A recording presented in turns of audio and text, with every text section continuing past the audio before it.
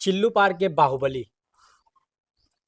जी। इसके आगे क्या कौन सा नाम जोड़ना चाहेंगे अब आप? विशेष रूप से चिल्लू पार के बाहुबली की बात होगी तो माननीय पंडित हरिशंकर तिवारी की बात होगी।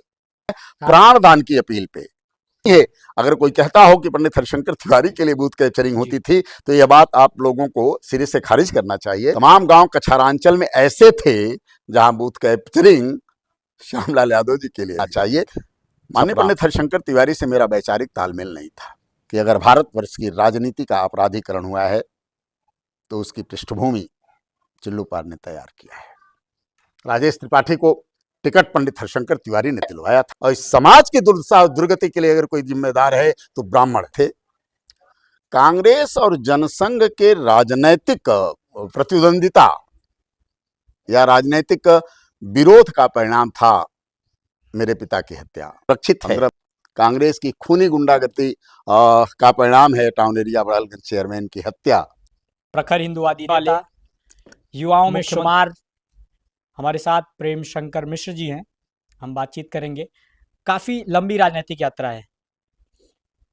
इनके पिताजी भी राजनीति में रहे हैं। चिल्लू पार के राजनीति के अभिन्न अंग। बहुत बहुत स्वागत है आपका। धन्यवाद, धन्यवाद सौरभ जी। लंबी बातचीत है, हम शुरू से बात करना चाहेंगे। जब आपके पिताजी बड़हलगंज के चेयरमैन चुने गए थे और उस चेयरमैन चुने जाने के कुछ दिन बाद ही एक बड़ी घटना होती है, तो शुरू से क्या कहानी रही उस दौरान की, कैसे वो घटना हुई? क्योंकि काफ़ी बड़ी घटना उस दौरान से, और चिल्लू पार तो गैंगवार, हत्या, अपराध, अब तो कई राज्यों में, कई देशों में इस तरह की चर्चा है कि अपराध का जनक भी पूर्वांचल की राजनीति में अपराध का जनक भी चिल्लू पार को माना जाता है, ऐसा मानना है लोगों का। तो क्या कहानी है उस समय, क्या कुछ हुआ था, कैसे? देखिए, आप तब की बात कर रहे हैं जब मेरी उम्र 1 से 2 साल की थी। 1962 में पिताजी टाउन एरिया बड़हलगंज के चेयरमैन चुने गए थे। जनसंघ के टिकट पे चेयरमैन चुने गए थे। अच्छा। भारतीय जनसंघ के संस्थापक सदस्यों में से भी एक रहे वो। 1952 में जब भारतीय जनसंघ की स्थापना हुई थी, नानाजी देशमुख, माननीय अटल बिहारी वाजपेयी, श्यामा प्रसाद मुखर्जी, पंडित दीनदयाल उपाध्याय जैसे लोगों की श्रेणी में तो नहीं थे वो, यह कहना अतिशयोक्ति हो जाएगी, पर यह था कि उन लोगों के समकालीन नेता थे वो। कांग्रेस की सत्ता थी, यहाँ कांग्रेस के विधायक थे। कांग्रेस और जनसंघ के राजनैतिक प्रतिद्वंदिता या राजनैतिक विरोध का परिणाम था मेरे पिता की हत्या। 15 मई 1963 को उनकी हत्या हुई थी। और ये मैं नहीं कह रहा हूं, तात्कालिक जनसंघ के नेताओं आदरणीय नानाजी देशमुख और माननीय अटल बिहारी वाजपेयी जी जैसे लोगों ने पिताजी की हत्या को कांग्रेस की खूनी गुंडागर्दी का नाम दिया था और तात्कालिक अखबारों में यह शीर्षक बने थे। उन अखबारों की कटिंग्स भी मेरे पास आज भी सुरक्षित है। कांग्रेस की खूनी गुंडागर्दी का परिणाम है टाउन एरिया बड़ालगंज चेयरमैन की हत्या। सौरभ जी, आजादी के बाद महात्मा गांधी की हत्या पहली राजनीतिक हत्या थी, पहली राजनीतिक हत्या थी। कांग्रेस की इस अगर मैं कांग्रेस की गुंडागर्दी आज की तिथि में भी स्वीकारता हूं, उचित होगा अनुचित होगा यह अलग विषय है। तात्कालिक जनसंघ के नेताओं ने पिताजी की हत्या को आजादी के बाद दूसरी राजनीतिक हत्या के रूप में संज्ञाबद्ध करने के लिए आंदोलन किया था। यह मेरी पारिवारिक पृष्ठभूमि रही है। समय का अपना एक चक्र होता है, काल चक्र होता है। चिल्लू पार की धरती अपराध की धरती रही नहीं है, नहीं रही है। अपराधियों का अ, शरण करता, मुझे क्योंकि मुझे मुझे मुझे मेरा जो अनुभव है वो यह है कि पिताजी की हत्या जब 1963 में हुई थी, तो उस समय अपराधी गाँव में चौकीदार की लाल पगड़ी देख करके भी डरता था। तब आज की स्थिति नहीं थी कि लोग इंस्पेक्टर और सब इंस्पेक्टर से भी भयभीत नहीं होते हैं। तब ये तब की घटना है जब चौकीदार के सर पर बधी हुई लाल पगड़ी और चौकीदार गांव में भ्रमण करता था, तो चोर उचक के गांव छोड़ करके भाग जाते थे। तब हत्या हुई थी।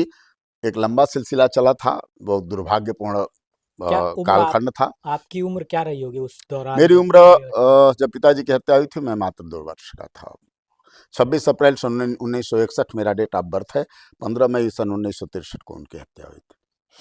आपकी राजनीतिक यात्रा कैसे शुरू हुई, क्योंकि एक पुराना राजनीतिक परिवार और एक राजनीतिक पृष्ठभूमि तो थी ही परिवार की।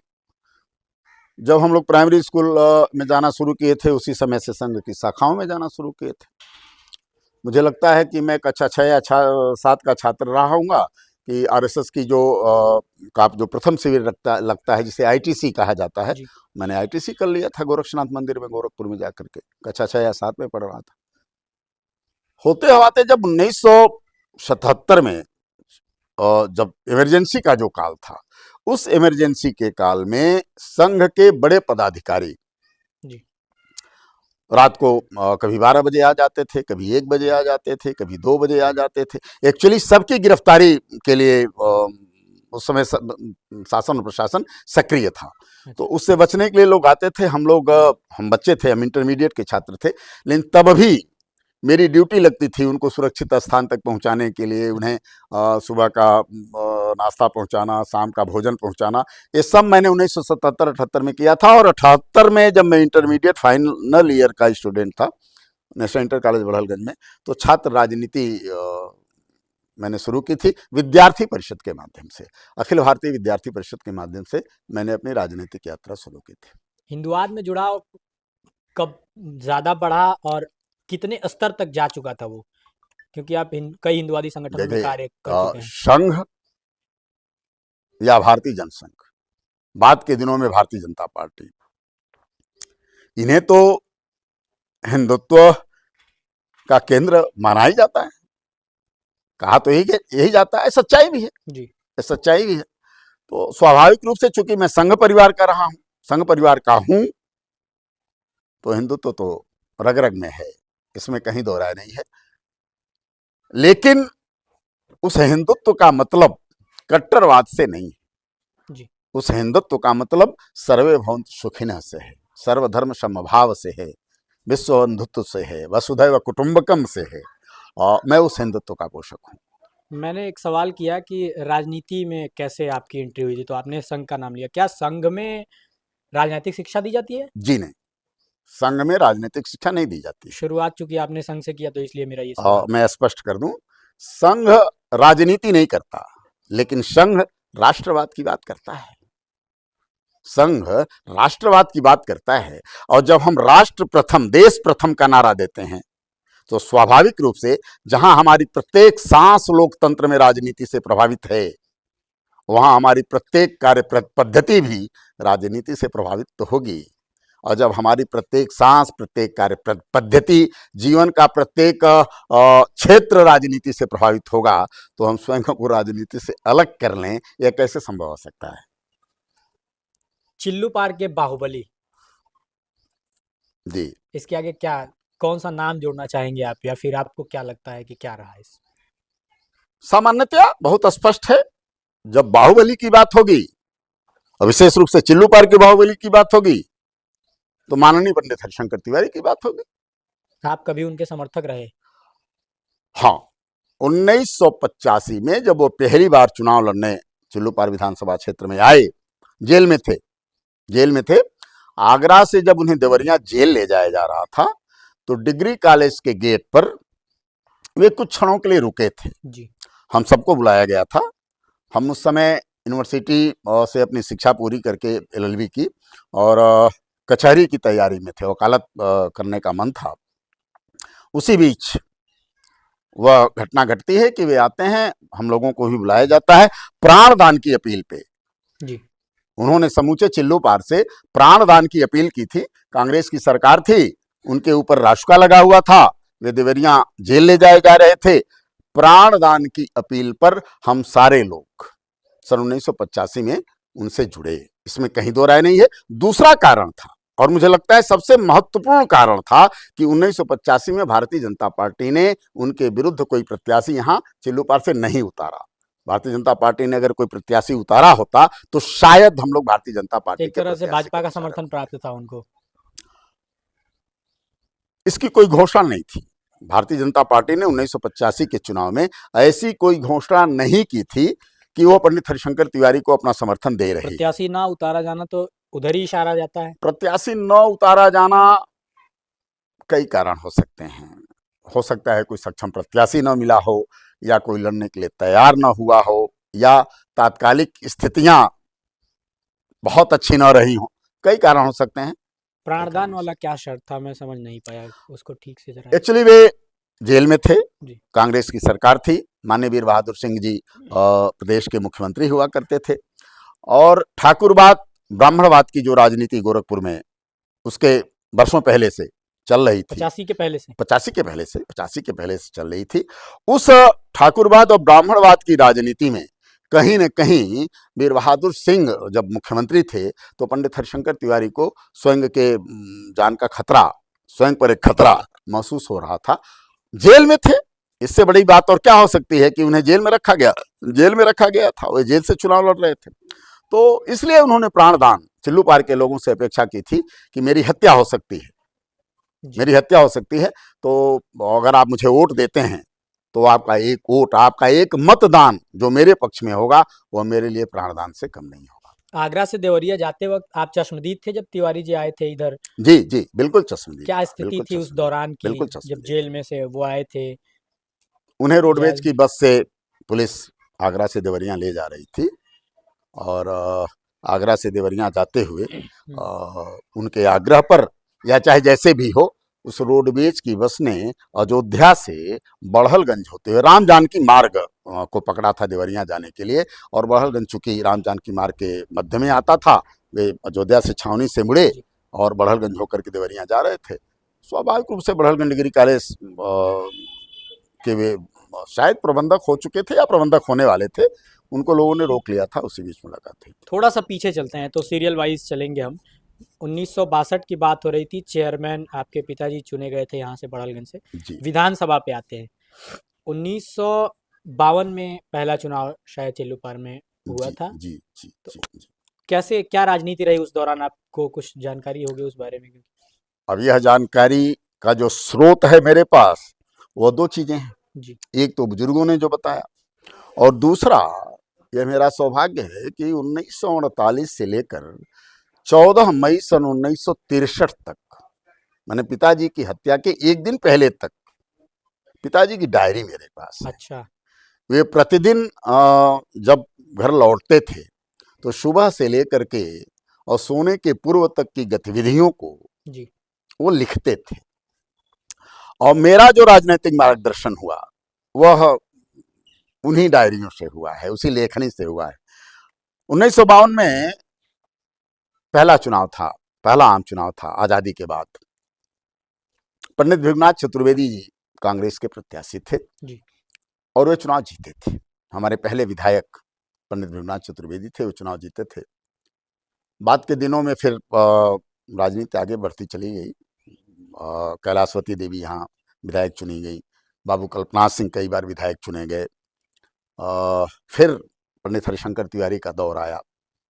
एक लंबा काल, एक लंबा समय बूथ कैप्चरिंग होती थी।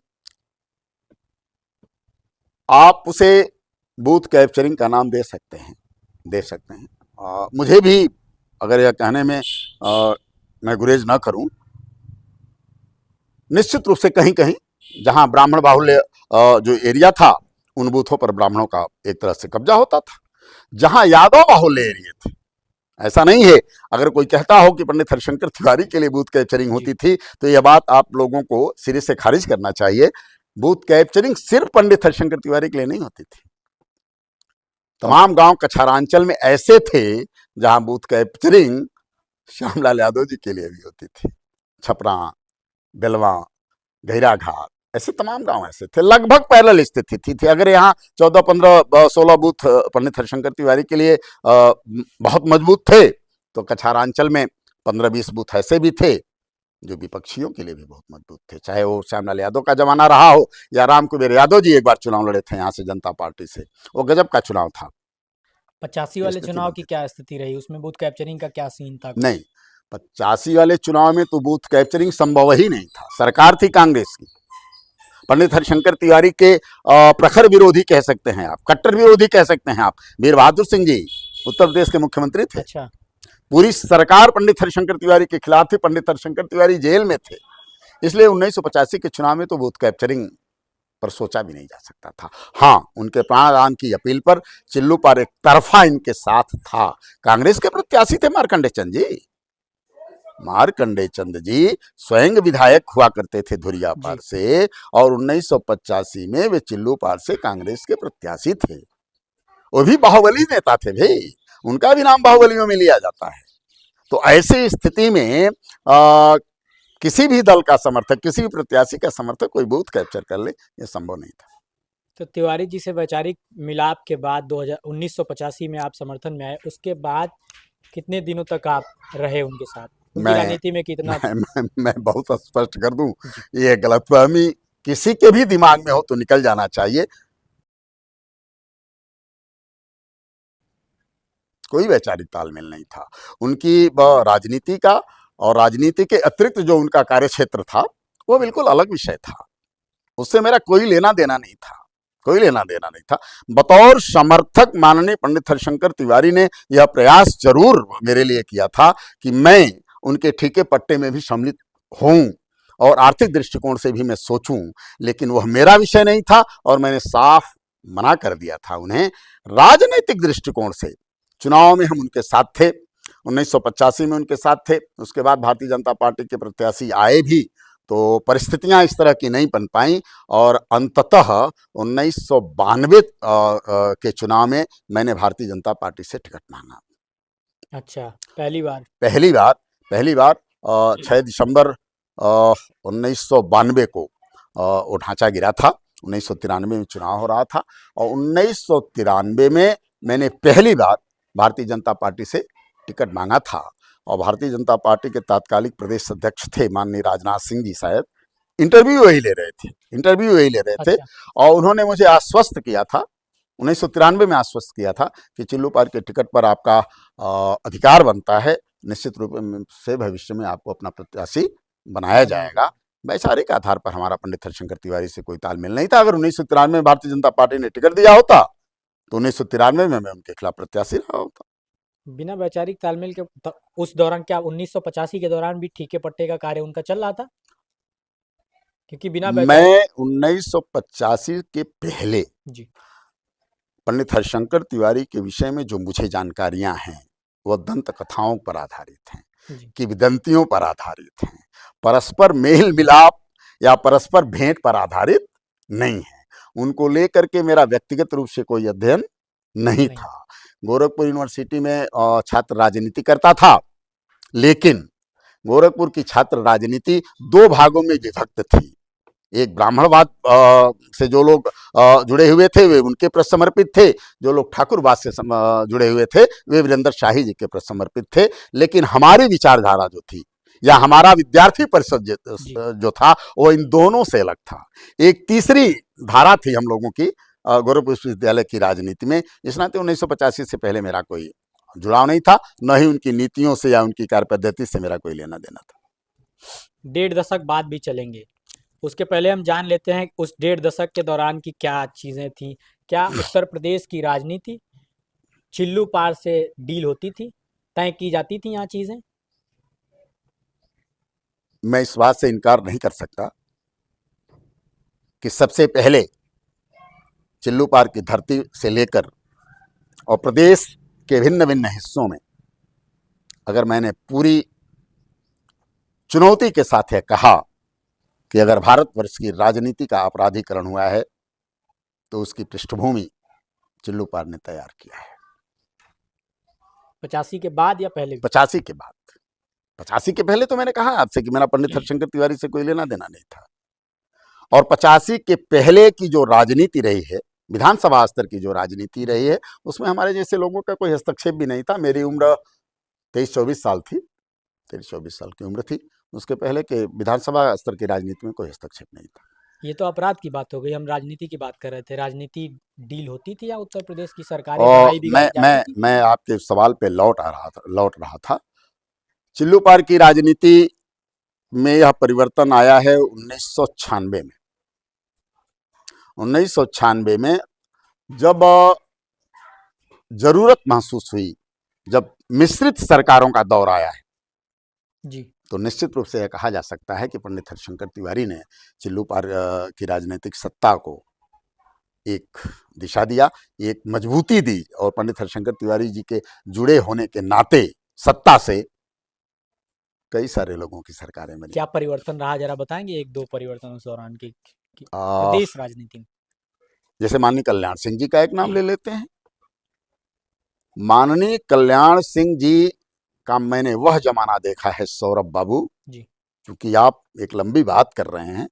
मैंने वह जमाना देखा है जब वे हमारे प्रदेश अध्यक्ष थे और उनको बड़हलगंज से बनारस की यात्रा करनी थी और हमारे पार्टी के कुछ शीर्षस्थ नेताओं ने जी, माननीय पंडित हरिशंकर तिवारी जी से उनका अम्बेसडर मांगकर माननीय कल्याण सिंह जी को बड़हलगंज से वाराणसी भेज दिया था। और मैंने वह दिन देखा है जब उन शीर्षस्थ नेताओं पर माननीय कल्याण सिंह जी बेहद नाराज हुए थे और उन्होंने कहा था कि क्या चाहते हो, अगर कोई यह मान करके कि इस कार से हरिशंकर तिवारी जी जा रहे हैं मेरे ऊपर प्राण घातक हमला कर देता तो मेरा क्या होता। मैंने वह दिन देखा है। हाँ। परिस्थितियां बदली और माननीय कल्याण सिंह जैसे लोगों को भी माननीय पंडित हरिशंकर तिवारी और उनके समर्थकों का सहारा लेकर सरकार चलानी पड़ी। इसमें कहीं दो राय नहीं है कि उसके बाद के दिनों में माननीय पंडित हरिशंकर तिवारी की सरकार चलाने में, सरकार गठन करने में एक महत्वपूर्ण भूमिका हुआ करती थी। तो तिवारी जी लोकतांत्रिक कांग्रेस में थे और तिवारी जी जब यात्रा निकली थी कल्याण सिंह जी की? नहीं, मैंने जो बात कही है वो 85-86 की बात की है। वे निर्दल थे और यहाँ के विधायक थे। तो उनकी गाड़ी से कल्याण सिंह जी बनारस तक गए थे? हाँ, एक घटना घट गई थी ऐसे, प्रसंग बस मैंने वो उदाहरण दे दिया है आपको।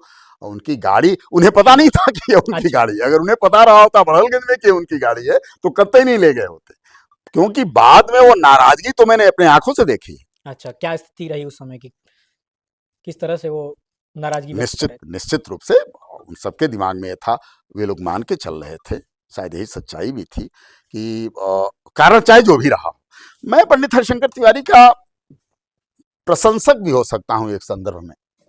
वो चर्चा के दौरान अगर यह बात आ गई है तो मुझे लगता है कहना यह बहुत आवश्यक है, यह बहुत प्रासंगिक है। 1985 का चुनाव चल रहा था, ये जेल में थे और जेल से इन्होंने एक चिट्ठी लिखी थी चिल्लूपार विधानसभा क्षेत्र के लोगों को जी। और उस चिट्ठी में उन्होंने बहुत स्पष्ट लिखा था कि मुझे माफिया कहा जाता है, मुझे हत्यारा कहा जाता है, मुझे अपराधी कहा जाता है, मैं स्वीकार करता हूं। ये पत्र था पंडित हरिशंकर तिवारी जी का और उन्होंने लिखा था कि जिन मोहि मारा तय मैं मारे और तिन पर बांधे तनय तुम्हारे। पंडित हरिशंकर तिवारी ने स्वयं के चेहरे को कभी पीछे नहीं रखा। जो भी था स्पष्ट था, लोग जानते थे कि वे क्या है। लोग जानते हुए, समझते हुए, उनकी स्पष्टवादिता से प्रभावित होकर के लोगों ने उनको अपना विधायक चुना था। तो अपराध के बदले अपराध को समर्थन देते हैं आप? मैं अपराध के बदले कतई अपराध को समर्थन नहीं देता। तात्पर्य तो वही था कि जिन मोहि मारा। देखिए, नहीं, कतई वो तात्पर्य नहीं था। जिन मोहि मारा तिन पर बांधे तनय तुम्हारा, यह सुंदरकांड की वह चौपाई है जब भगवान राम के दूत के रूप में हनुमान जी सीता की खोज के लिए अशोक वाटिका पहुंचे थे और अशोक वाटिका से रावण पुत्र मेघनाद ने उन्हें बंदी बनाया था। और जब रावण ने पूछा उनसे कि तुमने हमारे लोगों को क्यों मारा, तो उसके उत्तर में उनका ये जवाब था कि जिन मुहि मारा तिन मुहि मारा। अगर इस चौपाई की व्याख्या आप अपराध के पहले अपराध की करेंगे तो क्षमा करिएगा, क्योंकि अपराधी की भगवान बात राम भी एक अपराधी के कटघरे में खड़े हो नहीं, जाएंगे। क्योंकि इस नाते इसे अपराध के बदले अपराध नहीं कहा चिट्ठी में जा चूंकि आपने कहा कि उनकी स्वीकारोक्ति थी कि उन्होंने कहा था कि लोग मुझे अपराधी मानते हैं और सकता। जिन मुहि मैं मारा तिन मुहि मारा, ये उन्होंने कहा था। और सीधी सी बात है, इसके दो अर्थ आप लगा सकते हैं। जाकी रही भावना जैसी, हरि मूरत देखी तिन तैसी। इसका अर्थ आप यह भी लगा सकते हैं कि उन्होंने अपराध जगत में अपने कृत्यों को एक प्रमाण दिया, एक उन्होंने यह कहने का साहस किया कि नहीं, मैंने जो किया वो बिल्कुल सच किया। सौरभ जी, मैं सिर्फ यह प्रसंग बस इसलिए कहा हूं कि कम से कम एक ऐसा व्यक्ति जिसने अपने चेहरे को पर्दे के पीछे नहीं रखा, बड़ी बात है। पहले उन्होंने चुनाव कभी नहीं कहा कि नहीं मैं साधु हूं, कभी नहीं कहा कि उन्होंने मैं साधु हूं। आज की तिथि में आप आ जाइए ना, आज की तिथि में तो ऐसे लोग ही विधायक हैं जिनका वास्तविक चेहरा आज तक लोगों के सामने नहीं है। किधर इशारा कर रहे हैं आप? ये निश्चित रूप से वर्तमान विधायक की ओर, निश्चित रूप से वर्तमान विधायक की ओर। वास्तविक चेहरा क्या है, अगर इस पर चर्चा करेंगे आप तो मैं इस पर आऊंगा। अभी फिलहाल हम लोग जिस 2001 दिशा में के चल पहले रहे ही हैं उसी दिशा में चलें, भटकना ठीक नहीं होगा। अभी 2001 के बाद हम आएंगे। अभी जी जी जी जी 2001 के पहले ही जी चल जी रहे थे। जी। 2001 में वैचारिक परिवर्तन था। क्या हुआ 2001 ऐसा? में वैचारिक परिवर्तन था, यह कहना तो सरासर गलत है भाई। यह तो एक भ्रम की स्थिति उत्पन्न होनी है। जब मैं पहले ही कह दिया हूं कि वैचारिक आधार पर मेरा पंडित हरिशंकर तिवारी से कोई तालमेल था ही नहीं। समर्थन 1993 में मैंने उनके विरुद्ध भारतीय जनता पार्टी का टिकट मांगा था, राजनीतिक तो वैचारिक आधार पर तो मैं कभी उनके साथ नहीं था। इस नाते नहीं, कुछ तो मेल जोल रहा वैचारिक, तभी तो राजनीतिक समर्थन मिला, अन्यथा ऐसे कैसे कि उन्होंने प्राणदान। कई सारे देखिए, वैचारिक आधार के अतिरिक्त भी कई सारे कारण होते हैं। एक राजनीतिक मायने आपने कई बताया कई कि कई भारतीय जनता बता रहे हैं कई सारे कारण हो सकते हैं। मेरी पूरी विचारधारा भारतीय जनता पार्टी के साथ शुरू से है, आज भी है, कल भी रही है, इसके पहले भी पंडित हरिशंकर तिवारी के समय में भी रही है। 1986 पंडित हरिशंकर तिवारी विधायक थे। पंडित हरिशंकर तिवारी विधायक थे 6 अप्रैल 1986। माननीय अटल बिहारी वाजपेयी का कार्यक्रम लगा हुआ था बड़हलगंज में, नेशनल इंटर कॉलेज की फील्ड में, और माननीय कल्याण सिंह जी ने मेरा संचालन तय किया था। माननीय अटल बिहारी वाजपेयी जी के मंच का संचालन। क्या कार्यक्रम था वो? एक जनसभा करने आए थे माननीय अटल जी। माननीय अटल जी 1986 में एक जनसभा करने आए थे, और उस जनसभा के संचालन का दायित्व तात्कालिक प्रदेश अध्यक्ष माननीय कल्याण सिंह जी ने मुझे सौंपा था। नेतृत्व कौन कर रहा था? उसके पहले मैं हरिशंकर तिवारी का प्रचार कर चुका था। अच्छा, 1985 में। नेतृत्व कौन कर रहा था उस जनसभा का? तब जिलाध्यक्ष थे डॉक्टर रमापति राम त्रिपाठी जी, और उन्हीं के नेतृत्व में आदरणीय सौरभ जी, भारतीय जनता पार्टी में व्यक्ति का नेतृत्व होता ही नहीं।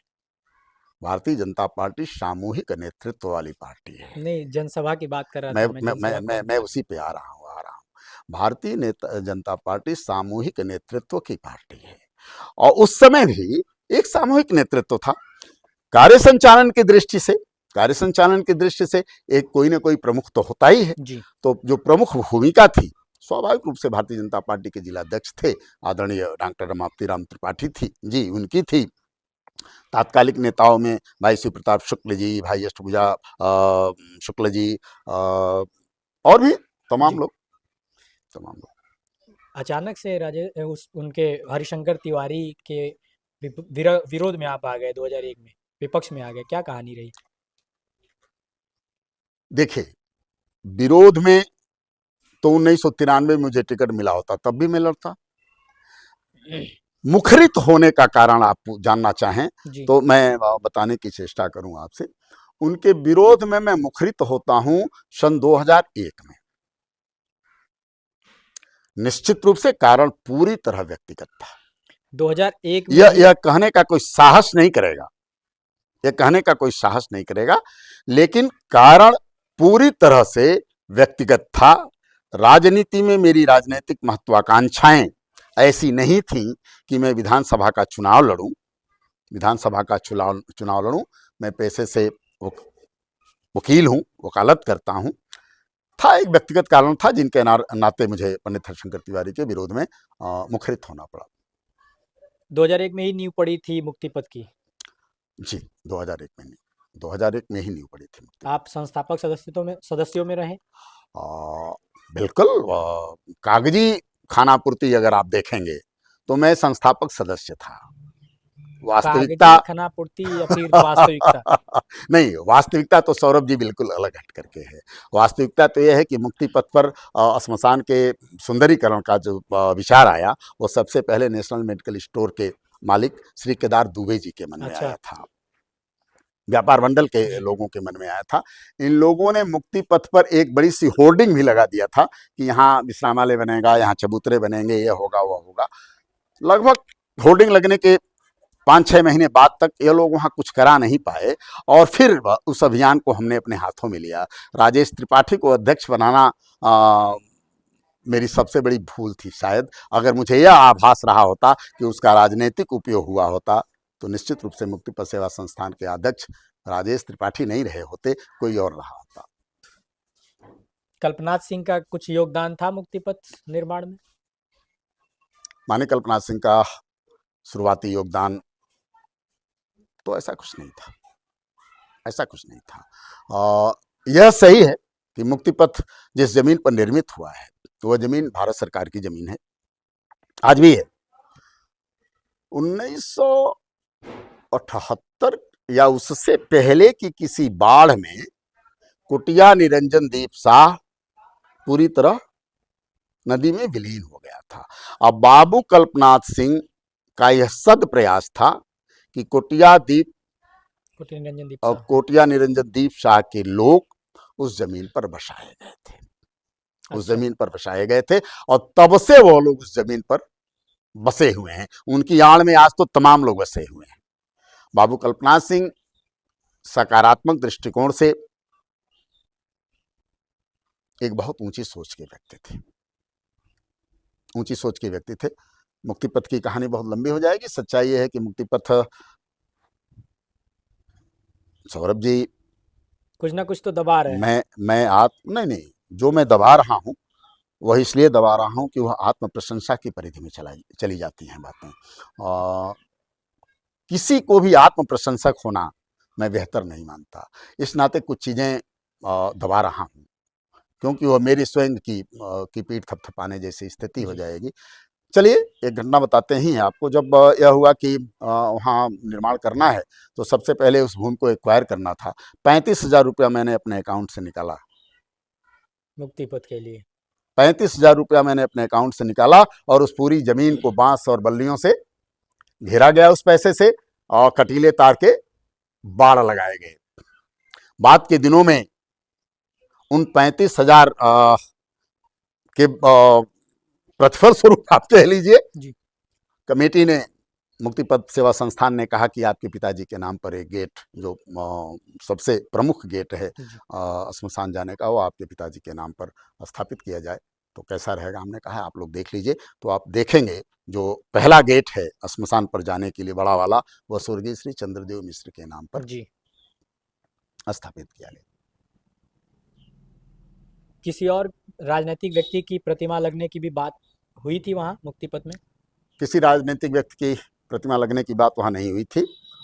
एक प्रतिमा वहाँ लगाने की चर्चा चली बहुत बाद में। मुक्ति पथ जब अपने निर्माण के, आप कह सकते हैं कि मध्यांतर काल में था। रवि राय जी मुक्ति पथ सेवा संस्थान के उपाध्यक्ष थे। उनके पिता शायद राम अवध राय साहब स्वतंत्रता संग्राम सेनानी थे। रवि राय जी ने मुक्ति पथ परिसर का जो पार्क है उस पार्क के निर्माण का जिम्मा लिया था और ये था कि इसमें लाखों रुपए भी अगर खर्च होते हैं तो ये रवि राय जी उसका वहन करेंगे और यह पार्क जो है स्वर्गीय श्री राम अवध राय के नाम पर जाएगा। ये तय था। अच्छा। जिस प्रतिमा की आप बात कर रहे हैं, रवि राय जी से शायद, मेरी जानकारी में यह बात नहीं थी, लेकिन रवि राय जी से शायद यह कहा गया था कि इस पार्क में आप अपने पिताजी की प्रतिमा जी। लगा सकते हैं। अच्छा। यह घटना है, राजेश त्रिपाठी को मुक्ति पथ के लिए सहयोग की दृष्टि से बैंकॉक भेजा गया था। वे बैंकॉक में थे। एक दिन उनका टेलीफोन आया मेरे पास कि भैया ऐसी ऐसी बात है, रवि राय जी अपने पिताजी की प्रतिमा वहां बनवा रहे हैं और वो शायद मुक्ति पथ पार्क में लगवाना चाहते हैं। अगर वह प्रतिमा लग गई तो वहां जितने लोगों ने सहयोग किया है, सब लोग चाहेंगे कि हमारे भी पिता की वहां प्रतिमा लग जाए। तो कितने लोगों की प्रतिमाएं वहां लगेंगी, बेहतर होगा कि आप उनको रोक दीजिए। जी। मैं मुक्ति पथ जाता हूं, रवि राय जी मिलते हैं, रवि राय जी से मैं पूछता हूं, रवि राय कहते हैं नहीं हो, मैं तो उन लोगों की अनुमति से ही ऐसा कर रहा हूं। हमने कहा फिलहाल, फोन आया था और वे हमारे अध्यक्ष हैं, उनका फोन आया था और कहा था कि यह प्रतिमा वहां नहीं लगनी चाहिए, तो फिलहाल आप रुक जाइए, वे लोग लौटते हैं, बैठक होगी, बैठक में बात होगी, अगर तय होता है तो उसको लगवा लीजिएगा। खैर वह मूर्ति नहीं लग पाई वहां, वह प्रतिमा स्थापित नहीं हो पाई। लेकिन बात में मापदंड बदलते कैसे हैं सौरभ जी? एक सामाजिक कार्यकर्ता जब राजनीतिक कार्यकर्ता के पृष्ठभूमि में आता है तो उसके मापदंड बदलते कैसे हैं, इसका सबसे बड़ा उदाहरण है मुक्ति पथ पर आदरणीय रामकुल शाही जी की प्रतिमा का लगना। अगर एक प्रतिमा रवि राय जी के पिता स्वर्गीय श्री रामोद राय जी की नहीं लगने दी गई, मात्र इस नाते योगदान करने वाले बहुत सारे लोग चाहेंगे कि वहां उनके पिता की प्रतिमा लगे, वही व्यक्ति एक प्रतिमा वहां कैसे लगवा देता है? राजनीतिक मापदंड बदलते हैं, परिभाषाएं बदल जाती हैं, अर्थ बदल जाते हैं। वैचारिक मिलाप रहा 2001 में, वैचारिक मिलाप था राजेश त्रिपाठी जी से वर्तमान विधायक। वैचारिक आधार पर कभी मैंने ऐसा कोई चिंतन भी नहीं किया। राजेश त्रिपाठी एक पत्रकार थे। 1994 में राजेश त्रिपाठी ने एक समाचार ऐसा प्रकाशित किया था जिससे मेरी मानहानि हुई थी। राजेश त्रिपाठी के खिलाफ मैंने मुकदमा किया था 1994। 1994 में राजेश त्रिपाठी के खिलाफ मैंने एक मुकदमा किया था मानहानि का, और सिर्फ राजेश त्रिपाठी के खिलाफ नहीं किया था, उनके सुपरवास थे जयव्रत राय, सहारा के सुप्रीमो सुब्रत राय के सगे भाई जयव्रत राय, जो राष्ट्रीय सहारा अखबार के प्रबंध संपादक हुआ करते थे। इन लोगों के खिलाफ मैंने मानहानि का मुकदमा किया था और ये दोनों लोग न्यायालय में तलब हुए थे। यह मुकदमा 2001 तक चला, भी 2002 तक चला। इन लोगों के खिलाफ NBW चल रही थी, नॉन अवेलेबल वारंट चल रहा था। अब चूंकि मुक्ति पथ पर हम लोग एक साथ काम कर रहे थे, ऐसी स्थिति में दोनों चीजें एक साथ नहीं चल सकती कि हम आपके खिलाफ मुकदमा भी लड़ें और हम आपको अपने बगल में बैठाएं भी। मैंने उस मुकदमे को खारिज करा दिया था। 84 की क्या खबर थी? 84 मतलब? अभी आपने बताया कि एक खबर छपी थी, वो खबर कौन सी? 1994 1994 में कस्बे में एक हिंदू मुस्लिम विवाद हो गया था। एक विवाद हो गया था, काली मंदिर है जामा मस्जिद के ठीक सामने, वहाँ एक मुसलमान की मकान थी, उसी को लेकर के एक विवाद हो गया था। उसमें हम लोग लगे हुए थे कि किसी भी प्रकार का सांप्रदायिक तनाव बढ़ने ना पाए। उस सांप्रदायिक तनाव को रोकने के लिए सौरभ जी, आप आश्चर्य करेंगे कि जीवन में पहली बार, हरिशंकर तिवारी से तो उसके पहले कई मुलाकातें थी ही, जीवन में पहली बार मैं वीरेंद्र शाही जी से मिलने गया था। तब बागी थे दोनों? तब हाँ, दोनों एक दूसरे से अलग थे। तब मैं जीवन में पहली बार 1994 में वीरेंद्र शाही जी से मिलने के लिए गया था, और वीरेंद्र शाही ने जब चिल्लू पार में हस्तक्षेप करने से मना किया तो मुझे याद है आज भी, मैंने उनसे कहा था कि आग बड़हलगंज में लगेगी तो उसकी आंच महुआ पार तक भी पहुंचे ही शाही जी। इसलिए मैं चाहता हूं कि आप हस्तक्षेप करें, और शायद मेरे इस बात से प्रभावित होकर के वीरेंद्र प्रताप शाही जी ने भी यह प्रयास किया कि चिल्लू पार में बड़हलगंज की धरती पर इस तरह की स्थितियां न उत्पन्न हो। उसी कड़ी में राजेश त्रिपाठी ने एक समाचार लिखा कि ये जब भी शांति का प्रयास करते हैं हो जाता है दंगा। अच्छा। मतलब मेरे शांति के सारे प्रयासों को राजेश त्रिपाठी ने मुझे एक दंगाई के रूप में या एक खलनायक के रूप में, एक विलेन के रूप में प्रस्तुत किया था, जो पूरी तरीके से गलत था। मुझे बाध्यता उनके खिलाफ मुकदमे में जाना पड़ा था। 2001 में मुक्ति पथ शुरू किया गया, साथ आए, हमने मन में कोई बात ऐसी नहीं थी कि नहीं ऐसा कोई विरोध नहीं था। ऐसी तो तमाम लड़ाइयाँ हमने लड़ी हैं सौरभ जी। वर्तमान मुख्यमंत्री योगी आदित्यनाथ से भी आपके संबंधों पे चर्चा अक्सर होती रहती है। कब शुरू हुई थी वो योगी आदित्यनाथ से आपकी पहली मुलाकात क्या थी? कब शुरू हुई थी? और काफ़ी प्रगाढ़ संबंध भी हो चुके थे आप लोगों के। 2001 में नानाजी देशमुख शिलान्यास कर चुके थे मुक्ति पथ का। नानाजी देशमुख को बुलाने वाले?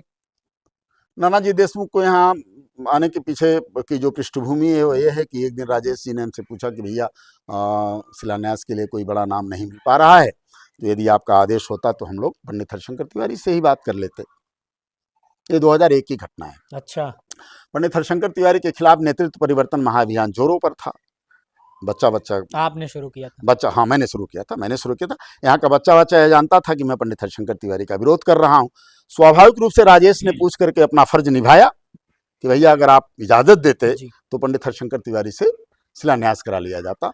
और सौरभ जी, जब इन घटनाओं को एक दूसरे से जोड़ेंगे आप ना, तो मैं चुनौती के साथ कहना चाहूंगा कि मुझ पर प्रश्न खड़ा करिए, बताइए कि मेरी गलती क्या है।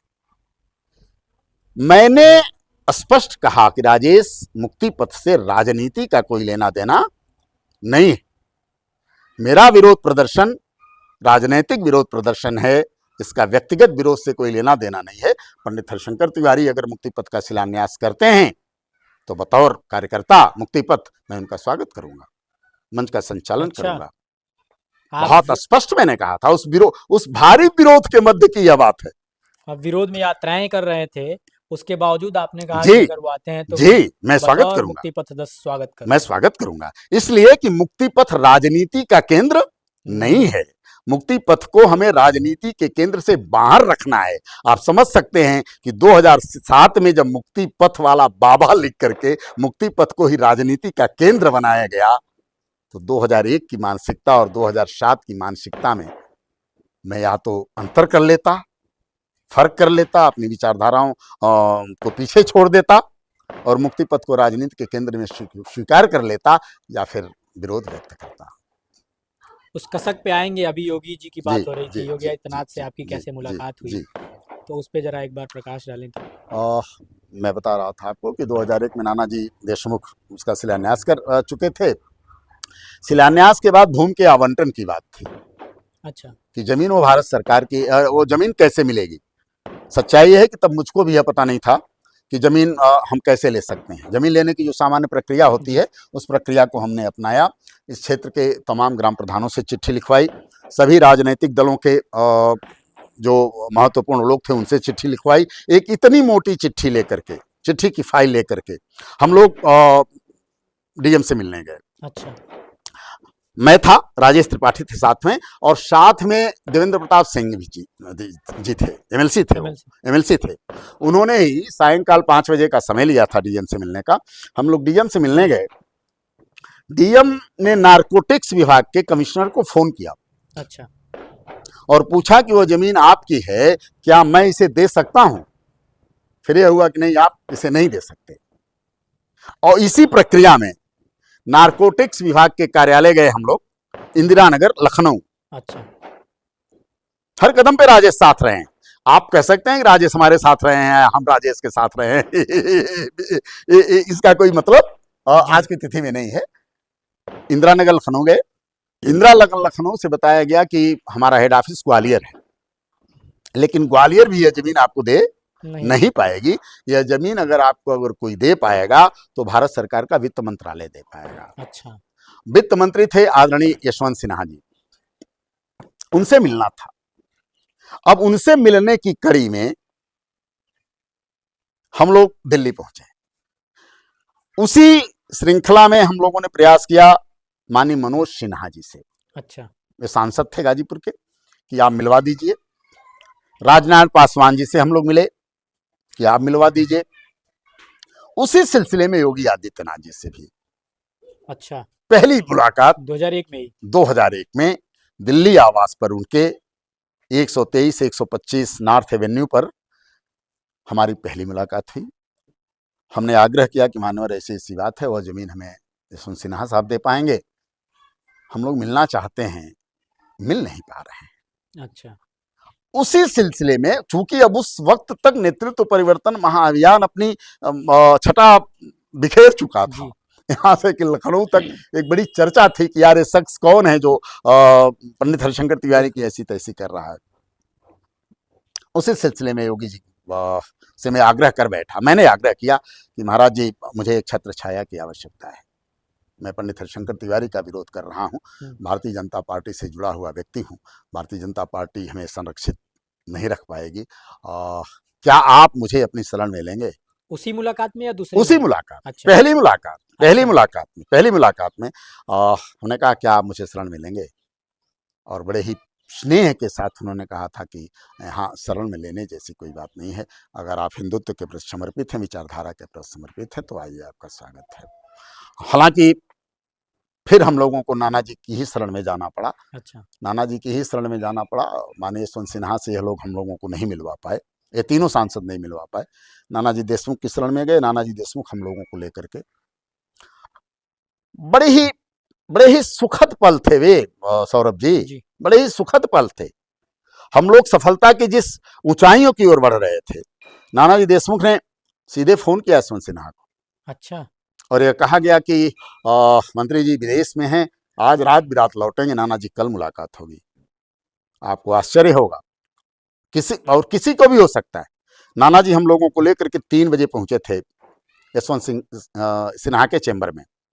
नीचे से जिस लिफ्ट में मैं, राजेश त्रिपाठी और माननीय नानाजी सवार हुए, एक दिल्ली पुलिस का इंस्पेक्टर रैंक का व्यक्ति था, वो सीधे लिफ्ट जा करके माननीय यशवंत सिन्हा का जो वित्त मंत्रालय का चैम्बर था, पर्सनल चैम्बर, उस चैम्बर में खुलता है। हाथ बांधे यशवंत सिन्हा खड़े थे, हाथ बांधे खड़े थे। हम लोग काजू किशमिश बादाम खा रहे थे, मिठाइयाँ खा रहे थे, और नानाजी कह रहे थे कि ये बच्चे इस उम्र में श्मशान को व्यवस्थित कर रहे हैं, सिन्हा साहब वो जमीन इनको दे दीजिए। और यशवंत सिन्हा साहब कह रहे थे, जी जी नाना जी, आपका आदेश सर आंखों पे नाना जी, दे दिया जाएगा। सौरभ जी, जिस स्थिति में मैंने उस जमीन के आवंटन को छोड़ा था ना, जिस स्थिति में छोड़ा था, उसके बाद आदरणीय राजेश जी विधायक हुए, मंत्री हुए, आज भी विधायक हैं, उनकी सरकार है, लेकिन उस जमीन के आवंटन को जिस मुकाम पर मैंने छोड़ा था, जिस बिंदु पर मैंने छोड़ा था, उससे एक कदम भी वो आगे नहीं बढ़ पाए हैं, नहीं बढ़ पाए हैं। आप एक इस छोटी सी बात से आप एक कल्पना कर सकते हैं कि मुक्ति पथ के निर्माण में मेरा क्या योगदान रहा होगा। उसके बाद योगी जी से किस तरह के संबंध कैसे आगे बढ़े आपके, क्योंकि बहुत व्यक्तिगत संबंध माने उसके जाते बाद योगी जी से फिर मुलाकातें शुरू हुई। हिंदू महासभा के प्रदेश अध्यक्ष थे दीपक अग्रवाल जी। दीपक अग्रवाल से उन्होंने कहा कि मिश्रा जी को हिंदू महासभा से जोड़ा जाए, और उनके कहने पर पहले ही मुलाकात में मुझे प्रदेश महामंत्री बना दिया गया। और जिस दिन मेरी ज्वाइनिंग थी हिंदू महासभा की, उस दिन मैंने एक प्रदर्शन किया था बड़हलगंज से गोरखपुर तक का, लगभग 50 गाड़ियाँ मेरे साथ गई थी, 2-4 हज़ार की संख्या में लोग गए थे। हिंदू महासभा की ज्वाइनिंग हुई थी, प्रदेश महामंत्री का दायित्व मिला था। काम तो पूरी तरह से पूज्य योगी आदित्यनाथ के निर्देशानुसार पूर्वांचल की जो गतिविधियां थी उस समय ना जी, उस दृष्टि से किया जा रहा था, लेकिन हिंदू महासभा के प्रदेश महामंत्री का दायित्व था। बाद के दिनों में मुझे विश्व हिंदू महासंघ के प्रदेश महामंत्री का दायित्व दिया गया। अभी योगी जी से किस तरह के संबंध आपके इस दौरान की अगर बात की जाए? मुलाकात तो नहीं है, 2025 बीत चुका है, 26 में बैठे हैं हम लोग। देखिए 2014 में, मैं तो 2015 मान के चल रहा था, शायद 2014 आप जी, महंत अवैधनाथ जी की मृत्यु के बाद, उनकी अंत्येष्टि के पश्चात पूज्य महाराज जी से मेरी कोई मुलाकात नहीं है। कोई मुलाकात नहीं है, अंतिम मुलाकात वही है। और लेकिन उस वक्त भी उनकी आंखों में जो सम्मान था मेरे प्रति, मुझे लगता है कि शायद शायद ही इस धरती पे कोई और हो जिसके प्रति उनकी आंखों में वह सम्मान झलके। उसके बाद मेरी मुलाकात नहीं, कोई ऐसा मुलाकात। क्या था कि इतने संबंध अच्छे हो गए आपके, 2001 में आप लोग मिले, और वो कौन सी चीज़ थी जो आप दोनों में मैच कर गई? मैं दोनों बातें कहूंगा और पूरी तरह सच कहूंगा सौरभ जी। हो सकता है कि मेरा आत्मसम्मान, मेरा स्वाभिमान मेरे अहंकार की परिधि में चला गया। मैं इस बात से कतई इनकार नहीं कर सकता। अगर इनकार करूंगा तो हो सकता है कि वो झूठ बोलना हो सकता है कि मेरा सम्मान और मेरा आत्मसम्मान या स्वाभिमान जिसे हम कहते हैं, वह मेरे अहंकार की परिधि में चला गया हो। अन्यथा योगी को छोड़ने या योगी मुझे छोड़ दें, ऐसी कोई स्थिति न तो तब थी और न ही बाद के दिनों में उत्पन्न हो सकती थी। था, एक कालखंड था, बीत गया, दोबारा नहीं गया। इसके पीछे जो सबसे बड़ा कारण था, छोड़ने के बाद महाराज जी ने किसी से कहा था, शायद पत्रकारों से, कि प्रेमशंकर जी इसलिए छोड़कर चले गए कि उन्होंने मुझे कमजोर मान लिया। अगर मुख्यमंत्री हो जाने के बाद मैं उनके पास जाता सौरभ जी, तो यह कहा जाता कि कमजोर समझकर छोड़कर चले गए थे, ताकतवर समझकर वापस लौट आए। तो ये बयान तत्कालीन जीवन के अंतिम सांस तक इस तरह की उपेक्षा, इस तरह की का आरोप सहन न हो पाए, शायद इस नाते में दोबारा नहीं गया। इस बेबाकी के बड़े कायल हैं चिल्लू पार के युवा आप, कि इस बेबाकी के, जो आपने कहा कि सांसद थे, जब सांसद थे तब उन्होंने कहा था कि प्रेम शंकर जी मुझे कमजोर समझ के छोड़ के चले गए, जी है ना? जी जी जी, वे सांसद थे, और मुख्यमंत्री बनने के बाद सांसद थे। भारतीय जनता पार्टी के तात्कालिक नेतृत्व से चुनावी राजनीति को लेकर थोड़ी बहुत अनबन चल रही थी, और लोगों की सलाह पर मैंने एक प्रेस वार्ता कर दिया था 30 मार्च सन 2007 को। अच्छा, उस प्रेस वार्ता में मैंने कहा था कि 4 लाइन की बहुत छोटी सी प्रेस वार्ता थी वो। मैंने कहा था कि मैं माननीय पूज्य योगी आदित्यनाथ जी के संगठन विश्व हिंदू महासंघ का प्रदेश महासचिव हूँ, और गोस्वामी तुलसीदास जी ने कहा है कि सचिव वैद्य गुरु तीन जो प्रिय बोले, भय आस राज धर्म धन तीन का हो ही वे गही नास। इस दोहे से, इस चौपाई से प्रेरित होकर मैं परम पूज्य महाराज श्री से आग्रह करना चाहता हूं कि हमें भारतीय जनता पार्टी से विरोध मोल नहीं लेना चाहिए। हम सबको एक साथ चलना चाहिए, ताकि हम इन आप द्वारा निर्धारित, सौरभ मुझे याद है एक एक लाइन इस प्रेस वार्ता की, ताकि हम योगी आदित्यनाथ जी द्वारा निर्धारित कि कोई हिंदू विरोधी प्रदेश का मुख्यमंत्री न हो, जातिवादी राजनीतिक शक्तियां सत्ता से बाहर हों और राष्ट्रवादी शक्तियां सत्ता तक पहुंचे। इन लक्ष्यों को पाने के लिए हमें भारतीय जनता पार्टी के साथ जाने में संकोच नहीं करना चाहिए। यह आग्रह करने इस प्रेस के माध्यम से मैं आया हूं। लेकिन विडंबना है मित्र, साक्षी है मेरे पास, शायद आज वे खड़े होकर इस सच को स्वीकार न करें। जिस दिन मेरी प्रेस वार्ता थी सौरभ जी, रात को 8 बज रहे थे जी, तारीख बता रहा हूं आपको, टेलीफोन कॉल डिटेल निकलवा सकते हैं आप। रात को 8 बज रहे थे। अमर उजाला के तात्कालिक पत्रकार श्री संजय श्रीवास्तव जी ने मुझे फोन किया। अच्छा, संजय श्रीवास्तव जी ने मुझे फोन किया और मुझे पूछा कि आपकी कोई प्रेस वार्ता थी। हमने कहा जी। उन्होंने कहा अगर संभव हो तो देख लीजिए, प्रेस वार्ता मैनेज हो रही है, कहा कुछ और है आपने, छपेगा कुछ और। अच्छा, सौरभ जी, यह बातें यकीन करने की नहीं हैं, लेकिन इसको पुष्ट करने के लिए टेलीफोन कॉल डिटेल मुझे लगता है पर्याप्त होना चाहिए। 30 मार्च सन 2007। हमने कहा संजय जी कहाँ हैं आप? उन्होंने कहा मैं हिंदुस्तान प्रेस के बाहर खड़ा हूँ, कार्यालय के बाहर खड़ा हूँ गोरखपुर में। अंदर राजेश त्रिपाठी, हर्षवर्धन शाही, रत्नाकर सिंह और सहारा से वीरेंद्र सिंह या विजेंद्र सिंह मजूरी वाले, यह 4 लोग बैठे हुए हैं, साजिश हो रही है। सौरभ जी, इस घटना के तुरंत बाद मैंने राष्ट्रीय सहारा के रिसेप्शन पर फोन किया। मेरी बात कराई गई। एक तात्कालिक पत्रकार कोई थे, घनश्याम राय जी। घनश्याम राय जी से मैंने अपनी बात कही। घनश्याम राय ने कहा कि ऐसा कतई नहीं होगा मिश्रा जी, आपने जो कहा है वही छपेगा। लेकिन ऐसा नहीं हुआ। और दूसरे दिन आज हिंदुस्तान और राष्ट्रीय सहारा, इन 3 अखबारों ने एक हेडिंग बनाई, योगी को छोड़ भारतीय जनता पार्टी में गए प्रेम शंकर मिश्र। यह हेडिंग मेरे राजनीतिक जीवन का अंत था। आपने कहा था कि मैं योगी जी से भी आग्रह करना चाहूंगा कि भाजपा से बगावत न किया जाए। भारतीय जनता और उनके प्रदेश महासचिव होने की हैसियत से कह रहा हूं।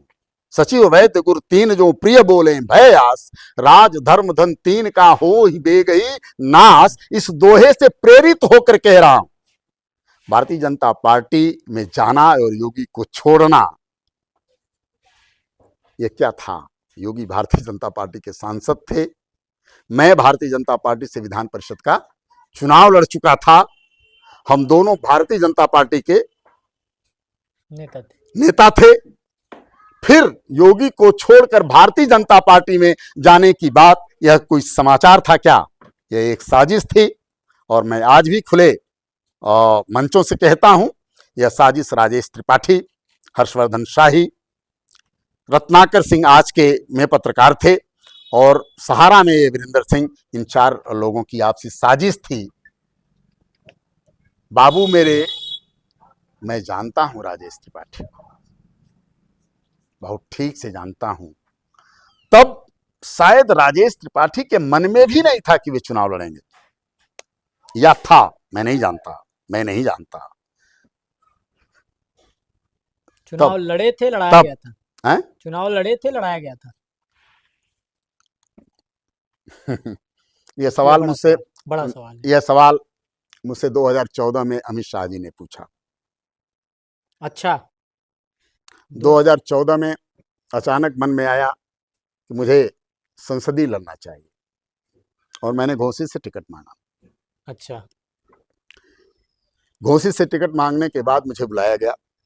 अमित शाह जी इंटरव्यू ले रहे थे, और जब इंटरव्यू में मैंने कहा कि 2003 में भारतीय जनता पार्टी ने मुझे चुनाव लड़ाया, तो मुस्कुराते हुए अमित शाह जी ने कहा, आप लड़े या लड़ाया गया? जी। और मैंने उनको भी यही जवाब दिया था जो मैं जवाब आपको देने जा रहा हूं। मैं वही जवाब आपको भी दे रहा हूं। जी। मैं लड़ गया, यह कहना अभिमान और अहंकार की श्रेणी में आता है। मुझे लड़ाया गया, यह कहना ही राजनीति में उचित होगा। नहीं, वास्तविकता क्या है? राजनीति को हम किनारे अगर करते हैं, अगर आप राजनीति को किनारे करते हैं, तो राजनीतिक महत्वाकांक्षा के बिना कोई किसी को चुनाव लड़ा नहीं सकता। आप जानते हैं, जानना चाहते हैं वास्तविकता क्या है? जी बिल्कुल। समाज को मैंने कई बार इस बात से अवगत कराया है। सन 2004 से पंडित हरिशंकर तिवारी के विरोधी माफियाज, जो विरोधी अपराधी थे, चाहे वह कुंडा के आदरणीय राजा भैया हो या गोरखपुर के अमरमणि त्रिपाठी हो। अच्छा। ये पूरी की पूरी टीम लगी हुई थी मेरे पीछे। लोग चाहते थे कि मैं इन लोगों से पैसा लूं, इन लोगों से साधन लूं, इन लोगों से रुकने की व्यवस्था लूं, और पंडित हरिशंकर तिवारी के खिलाफ जो विरोध के विरोध में जो राजनीति में चिल्लू पार तक सीमित रख रहा हूं, इसे प्रदेश व्यापी करूं। अच्छा, इसे प्रदेश व्यापी करूं। पूज्य योगी आदित्यनाथ जी को बखूबी पता है कि जिस दिन पहली मेरी मुलाकात अमरमणि त्रिपाठी से इस सिलसिले में हुई थी, उसके दूसरे दिन मैंने पूज्य योगी आदित्यनाथ जी को इस बात से अवगत कराया था, और मैंने उनसे कहा था, महाराज ये संभव नहीं, ये संभव नहीं। एक विसंगति का विरोध करने के लिए दूसरी विसंगतियों को स्वयं से जोड़ लेना, यह मेरे लिए संभव नहीं है। सौरभ जी, मेरी चुनौती है आदरणीय राजेश त्रिपाठी जी को। चुनाव लड़ाया गया, लेकिन यह लड़ने के मन में थे तभी ना।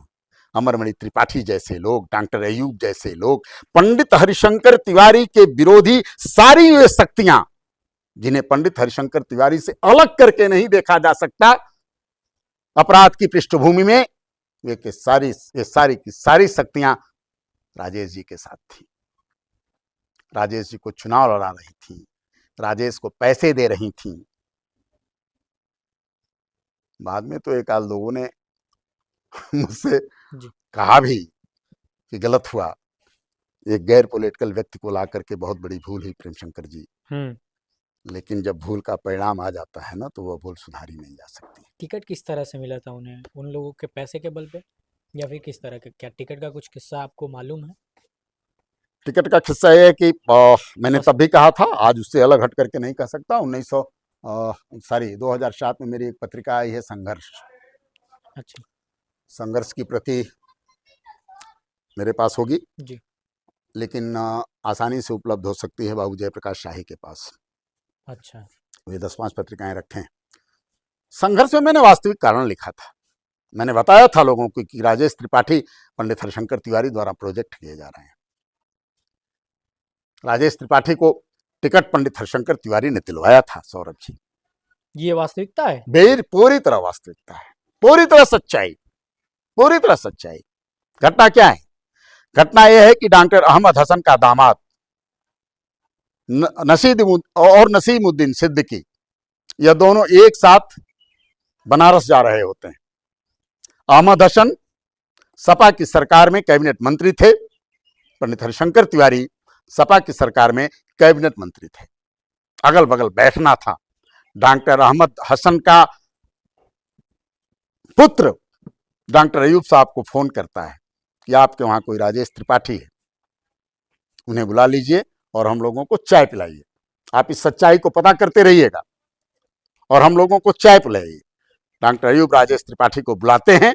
अहमद हसन साहब, नसीमुद्दीन सिद्दीकी, दोनों लोग कहते हैं राजेश जी आप चुनाव लड़ना चाहते हैं? जैसा आदेश कह करके राजेश उसे स्वीकार करते हैं। ये पूरी भूमिका माननीय पंडित हरिशंकर तिवारी की थी। और सुनिए, आश्चर्यजनक है, लेकिन सुनिए, एक सच्चाई अजय दुबे जी हैं। अगर आपकी भेंट मुलाकात होती हो जी, तो कभी एक कप चाय उनका पीजिएगा। 2009 की एक शाम एक घटना घटी, वो मैं आपसे साझा कर रहा हूं। आदरणीय प्राचार्य रहे डॉक्टर श्रीदत्त तिवारी जी। अच्छा, उनका फोन आता है और वो कहते हैं प्रेम शंकर जी आपसे पंडित जी मिलना चाहते हैं। 2009। हमने कहा कि ठीक है, बताएं कहाँ जाना है और कैसे क्या करना है। हाथा तो जाऊंगा नहीं, क्लियरली। अच्छा, मैंने कहा हाथा तो जाऊंगा नहीं, मुलाकात कैसे संभव है? सुबह आ जाता हूँ। कल नहीं, सुबह तो रहेंगे नहीं, वो निकल जाएंगे लखनऊ, आप इतनी वक्त निकलिए। रात हो रही थी, शाम को 7 बज रहे थे। मैंने कहा कि अंधेरा हो रहा है, ड्राइवर नहीं है मेरे पास। उन्होंने कहा आप मेरी गाड़ी ले लीजिए। श्रीदत्त तिवारी जी की गाड़ी से मैं गोरखपुर जाता हूँ। माननीय पंडित हरिशंकर तिवारी जी हाथे से निकलकर देवरिया बस स्टेशन के सामने एक गणेश जी की मकान है, वैसे ही अभी भी वो पुरानी अवस्था में ही पड़ी हुई है, जो विनय शंकर तिवारी का चुनाव कार्यालय था। वहाँ आते हैं, मैं वहाँ पहुँचता हूँ। रात को 10 बज रहे होते हैं। मुलाकात होती है, बात होती है, कारण जानना चाहता हूँ। चुनावी राजनीति में गणेश शंकर पांडे के समर्थन की अपील करते हैं वो मुझसे, और मैं जवाब देता हूं कि 2003 में इनके खिलाफ चुनाव लड़ चुका हूं, भारतीय जनता पार्टी का प्रत्याशी रहा हूं। क्या चाहते हैं आप कि पूरे दोनों जनपदों में चेहरे पे कालिख मलूं अपने और गणेश जी के लिए वोट मांगूं? और लाभ क्या होगा आपका? रत्ती पर भी लाभ नहीं होगा, मेरी प्रतिष्ठा रहने दीजिए। बातचीत के क्रम में उनके मुंह से निकलता है, अजय दुबे जी ये कहते हैं कि क्या बताया जाए मिश्रा जी, आपने विरोध नहीं किया होता तो आज ये स्थिति नहीं बनती। पंडित जी कह बैठते हैं। हरिशंकर तिवारी जी के मुख से निकलता है सब लड़का प्रहलाद बिगाड़ा। कहली क्या? सौरभ जी, मैं टाइट होता हूं और कहता हूं क्या सब लड़का प्रहलाद बिगाड़ा? चलिए यहां और कोई नहीं है हेमंत, मैंने कहा यहां कोई नहीं है, मैं हूं, आप हैं, अजय यादव हैं, बताइए राजेश त्रिपाठी को टिकट किसने दिलाया? अजय दुबे जी से पूछिएगा। इनका चेहरा एक तरह से, इन्होंने कहा क्या? हमने कहा अजय, पीठ पीछे नहीं कह रहा हूं, सामने कह रहा हूं, राजेश त्रिपाठी को किसने टिकट दिलाया, पंडित जी बताइए। और पंडित जी ने मुस्कुराते हुए कहा, सौरभ जी आज वो हमारे बीच में नहीं है, आज हमारे वो बीच में नहीं है। अगर यह घटना झूठी हो तो वो मुझे माफ न करें, मैं भगवान, मेरा ईश्वर मुझे माफ न करे। पंडित जी ने कहा कि राजनीति में ऐसी गलती हो जाती है। उन्होंने कहा जी, उन्होंने स्वयं इस बात को की स्वीकृति दी और उन्होंने कहा कि राजनीति में ऐसी गलती हो जाती है। चुनाव हार चुके थे वो 2007 वो में। चुनाव हार चुके थे, राजेश त्रिपाठी चुनाव जीत चुके थे। राजेश त्रिपाठी को विधायक बनाने का श्रेय अगर किसी को जाना चाहिए तो मरहूम पंडित हरिशंकर तिवारी को जाना चाहिए। किस तरह से परिवर्तन आया 2007 में चिल्लूपार की राजनीति में? परिवर्तन का परिवेश था, यहाँ के लोग मन बना चुके थे कि इस बार पंडित हरिशंकर तिवारी को चुनाव हरा दिया जाएगा। चुनाव के ठीक पहले मेरी स्वाभिमान यात्रा चल चुकी थी। नेतृत्व परिवर्तन महाअभियान के बाद नहीं, अपने लिए नहीं, मैं मंचों से कहता था जो भी प्रत्याशी हो। भाजपा के प्रत्याशी थे उस दौरान? नहीं, प्रत्याशी घोषणा ही नहीं थी। 2007 चुनाव के पहले काफी पहले, मुझे लगता है हो सकता है 2006 के जी नवंबर दिसंबर में स्वाभिमान यात्रा चल रही थी और स्वाभिमान यात्रा के दौरान मैं कहता था कि मैं यह याद दिलाने आया हूं कि जो भी प्रत्याशी आएगा भारतीय जनता पार्टी से या जिसके भी साथ परम पूज्य योगी आदित्यनाथ जी का निर्देश होगा, हम उसे चुनाव जिताएंगे। परिवर्तन की अपील करने आया हूं, आप अपना स्वाभिमान पहले नंबर पर रखिएगा। यह अपील लेकर के तत्काल पहले घूमा था मैं। एक परिवर्तन का माहौल था। देखिए, पंडित हरिशंकर तिवारी को 2007 का चुनाव हारना था। 1985 का तख्त पलटना चाहते थे आप? हारना था। नहीं, आप कह सकते हैं, मैंने स्वीकार किया है, बहुत खुले हृदय से स्वीकार किया है कि 2001 में जब मैंने राजनीतिक विरोध दर्ज कराया तो उसके पीछे व्यक्तिगत कारण थे, व्यक्तिगत कारण थे और मुझे व्यक्तिगत रूप से यह अधिकार है कि मैं अगर किसी चीज को न कहना चाहूं तो उसे न कहूं। व्यक्तिगत कारण थे, कोई विशेष ऐसी 2007 में आप भारतीय जनता पार्टी के प्रत्याशी बनाए गए जी। 2001 में आप एक विरोध यात्रा लेके चले थे 1985 में आई उस तख्त को पलटने के लिए। 2007 में बसपा से राजेश त्रिपाठी विधायक बनते हैं, भारतीय जनता पार्टी को भी हार मिलती है, हरिशंकर तिवारी को भी हार मिलती है। आप इसे अपना निजी सफलता किस तौर पे देखते हैं? आपको निजी सफलता मिली, असफलता मिली? क्योंकि आप 2001 में एक विरोध यात्रा निकाले थे। मैं तो पूरी तरह सफल था। हार के बाद भी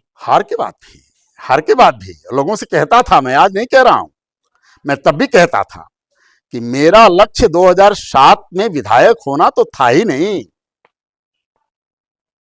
मेरा लक्ष्य तो सन 2001 से ही नेतृत्व परिवर्तन था।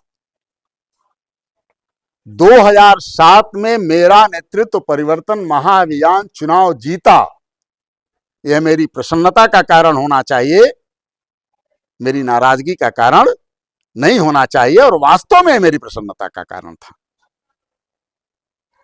मैं बेहद संतुष्ट था कि मेरा प्रयास आज चुनाव जीता है। राजेश त्रिपाठी मायने क्या था, आपको याद है सौरभ जी? 2002 के चुनाव में मैंने श्यामलाल यादव को समर्थन किया था। 4000 लोगों के साथ एक पदयात्रा मैंने की थी, बड़हलगंज से बलवान तक की, 4000 लोगों के साथ एक ऐतिहासिक पदयात्रा थी। गांव गांव से महिलाएं निकल करके आरती कर रही थी। विजय यादव जैसे लोग तरेना पुल पर बैठ गए, उन्होंने कहा कि आगे नहीं चल पाएंगे। अच्छा। उस पदयात्रा के बाद माननीय पंडित हरिशंकर तिवारी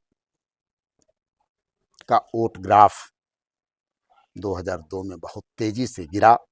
भारतीय जनता पार्टी का समर्थन नहीं रहा होता तो 2002 का ही चुनाव हार गए होते। श्यामलाल यादव को एक अकेला मैंने समर्थन किया था, श्यामलाल जी, फिर मैं आत्म प्रशंसा की परिधि में नहीं जाना चाहता। और श्यामलाल यादव 34,000 से बढ़कर के 48,000 वोट तक पहुंचे थे। नहीं, तो आपने पदयात्रा जब निकाली थी तो आपके साथ लोग नहीं आना चाह रहे थे, इसके पीछे क्या था? बाहुबल था या तिवारी जी के प्रति लोगों का स्नेह था? या यात्रा नहीं, आप पदयात्रा की बात नहीं कर रहे हैं, आप 2001 में चली गई हाँ, परिवर्तन अभियान की परिवर्तन बात, अभियान की बात कर रहे हैं। परिवर्तन अभियान के वहां चले गए आप। देखिए, पंडित हरिशंकर तिवारी के प्रति मन में भय और मन में निष्ठा, चिल्लू पार के लोगों में आप अभी जब बहुत नजदीक से देखेंगे तो चिल्लू पार के लोगों में पंडित हरिशंकर तिवारी को लेकर के कोई भय नहीं रहा है, कोई भय नहीं रहा है। कभी पंडित हरिशंकर तिवारी ने चिल्लू पार के किसी व्यक्ति के खिलाफ फर्जी एफआईआर नहीं कराई। पंडित हरिशंकर तिवारी मेरे विरुद्ध जिसने इतना व्यापक विरोध किया कि राजेश त्रिपाठी विधायक बन गए, जिसके परिणाम में मेरे विरुद्ध क्या पंडित हरिशंकर तिवारी सक्षम नहीं थे कि एक आधी एफआईआर करा देते, या मुझे किसी चौराहे पे पीटा नहीं जा सकता था? क्या जनता अपने सवाल पूछ पाती थी उनसे? मुझे लगता है पूछ पाती थी, मुझे लगता है पूछ पाती थी। हालांकि मेरा उनसे जो वास्ता सरोकार था वह चुनाव के ही दरमियान या चुनाव की परिधि में एक आध महीने 2 महीने तक था। हाता वगैरह जाना मेरा नहीं होता था। कभी कभी लखनऊ मैं किसी काम से जाता था तो मैं उनसे जरूर मिलता था, जहां उनकी आवश्यकता होती थी उनका सदुपयोग भी करता था। लेकिन इसके बावजूद मुझे नहीं लगता कि चिल्लू पार में मात्र राजनीतिक विरोध की दृष्टि से यह बात कही जाए तो बात अलग है, लेकिन पंडित हरिशंकर तिवारी से कोई बात नहीं कर पाता था। पंडित, आप एक घटना में राजेश त्रिपाठी को पुनः ला रहा हूं जी। संभवतः सन 1993 संभवतः, या हो सकता है 96 95, विजय शुक्ला प्रत्याशी थे, बाबू कल्पनाथ सिंह चुनाव लड़ा रहे थे। अच्छा। बाबू कल्पनाथ सिंह की सरपरस्ती में विजय शुक्ला चुनाव लड़ा रहे थे। राजेश त्रिपाठी पत्रकार थे। हाँ, 2096 भी हो सकता है। गोधन सिंह या टीएन मिश्रा प्रत्याशी थे भाजपा से, थोड़ा सा मेरी स्मृति में नहीं आ रही है बात। राजेश त्रिपाठी ने एक न्यूज लिखा, चिल्लू पार में चतुष्कोणीय संघर्ष। अच्छा। हरिशंकर तिवारी, श्यामलाल यादव, टीएन मिश्रा या गोधन सिंह और विजय शुक्ला, ये 4 लोगों के बीच में संघर्ष दिखाया राजेश त्रिपाठी ने। अगर हरिशंकर तिवारी का भय होता, आप जरा कल्पना करिए, मैं आपसे क्षमा याचना कर रहा हूं, उस समय राजेश त्रिपाठी की क्या हैसियत थी? कोई हैसियत थी क्या? वे हरिशंकर तिवारी के पंपलेट छापा करते थे। हरिशंकर तिवारी जैसे सामान्य व्यक्ति ने यह लिखने का साहस किया कि चिल्लू पार में चतुष्कोणीय संघर्ष, जबकि विजय शुक्ला का कहीं कोई मतलब नहीं था। 1700 कुछ वोट बतौर कांग्रेस प्रत्याशी वे पाए थे। यह साहस हो सकता था क्या किसी का? ऐसा बिल्कुल नहीं है। चिल्लू पार की धरती पर पंडित हरिशंकर तिवारी ने किसी को आतंकित नहीं किया। श्यामलाल जैसा सामान्य व्यक्ति उनके खिलाफ मजबूती से चुनाव लड़ता था। बहुत सारे लोग उनके खिलाफ मजबूती से चुनाव लड़ लेते थे। क्या श्यामलाल के मंचों से पंडित हरिशंकर तिवारी के खिलाफ भाषण नहीं होते रहे होंगे? स्वाभाविक रूप से होते रहे होंगे ना। लोग आते कहाँ थे? पहले के लोग तो यही बताते हैं कि उनके खिलाफ के मंचों पे लोग जाया नहीं करते थे, सुनने से परहेज किया करते थे। ये क्या था? अब 2 स्थितियां हो सकती हैं सौरभ जी। उन लोगों का एक पूर्वाग्रह हो सकता है, या मेरा भी एक पूर्वाग्रह हो सकता है। मैं कोई आसमान से उतरा हुआ फरिश्ता जी नहीं हूं, मैं भी एक इंसान हूं, और उस बीच में पंडित हरिशंकर तिवारी का समर्थक रहा हूं, उनका चुनाव प्रचार करता रहा हूं। हो सकता है कि जाकी रही भावना जैसी, या जैसी जिसकी दृष्टि है, उस दृष्टि से वह निहारता है सामने वाले को। हो सकता है कि मेरी दृष्टि उनके समर्थक की दृष्टि हो, लेकिन मैंने जो महसूस किया वो यही है कि कभी किसी को उनसे मिलने पर रोक नहीं थी। सारे लोग खुलेआम हाथे पर जाते थे, उनसे लोग सहयोग लेते थे। अभी एक प्रधान जी मुझे मिल गए थे संजोग से, मुश्किल से 1 सप्ताह पहले की बात है। आपके क्षेत्र के प्रधान हैं वर्तमान में, शायद वर्तमान में भी शायद प्रधान हैं, और ठाकुर हैं वो। अच्छा। ठाकुर हैं। और उन्होंने कहा कि गुरुजी हम तो अच्छा, मुलाकात का कारण क्या था? मैं मोटरसाइकिल से आ रहा था गोरखपुर से, और पीछे से ही अपनी स्विफ्ट डिजायर लेके आ रहे थे। अच्छा। तो इनकी नजर पड़ी तो इन्होंने मुझको फोन किया, उन्होंने कहा गुरुजी मोटरसाइकिल जा रहे हैं क्या? हमने कहा जा तो रहा हूँ। उन्होंने कहा कि रुकिए, आप हमारे साथ चलिए, छोड़ दीजिए मोटरसाइकिल। मैं रुक गया, पीछे से ही लेकर के आ गए, और वही पहला परिचय भी हुआ कि मैं फलां सिंह, फलां गांव का, नाम नहीं जानबूझ के नहीं ले रहा हूँ, नाम जो जानबूझ के नहीं ले रहा, फलां गांव का ग्राम प्रधान हूँ। और उन्होंने कहा कि गुरुजी, इसी बीच मात्र कौड़ीराम के आगे कहीं इसी उन्होंने मुझको बैठाया था और बड़हलगंज के बीच में, फिर ले आकर के उसके वहाँ चाय वगैरह पिलवाए। उन्होंने कहा कि मैं हरिशंकर तिवारी को कैसे छोड़ सकता हूँ। उन्होंने कहा क्यों? उन्होंने कहा कि उनके ऊपर मेरे ऊपर दूध का कर्ज है। उन्होंने कहा दूध का कर्ज तो माँ का होता है, पंडित हरिशंकर तिवारी के दूध का कर्ज आप पर कैसे हो सकता है? तो उन्होंने कहा कि मेरी माता जी एडमिट थी और लगभग 1 महीने एडमिट थी वो गोरखपुर में, और वहाँ से 3 लीटर दूध प्रतिदिन हाथे से हॉस्पिटल में उनका आदमी लेकर के आता था। मिश्रा जी, मैं इस एहसान को कैसे भुला सकता हूँ? देखो यार, दृष्टि है, दृष्टि है। मैं आपसे कभी न मिलूं जी, और आपके प्रति एक अवधारणा बना लूं, तो कसूरवार आप नहीं हो, कसूरवार मैं हूं।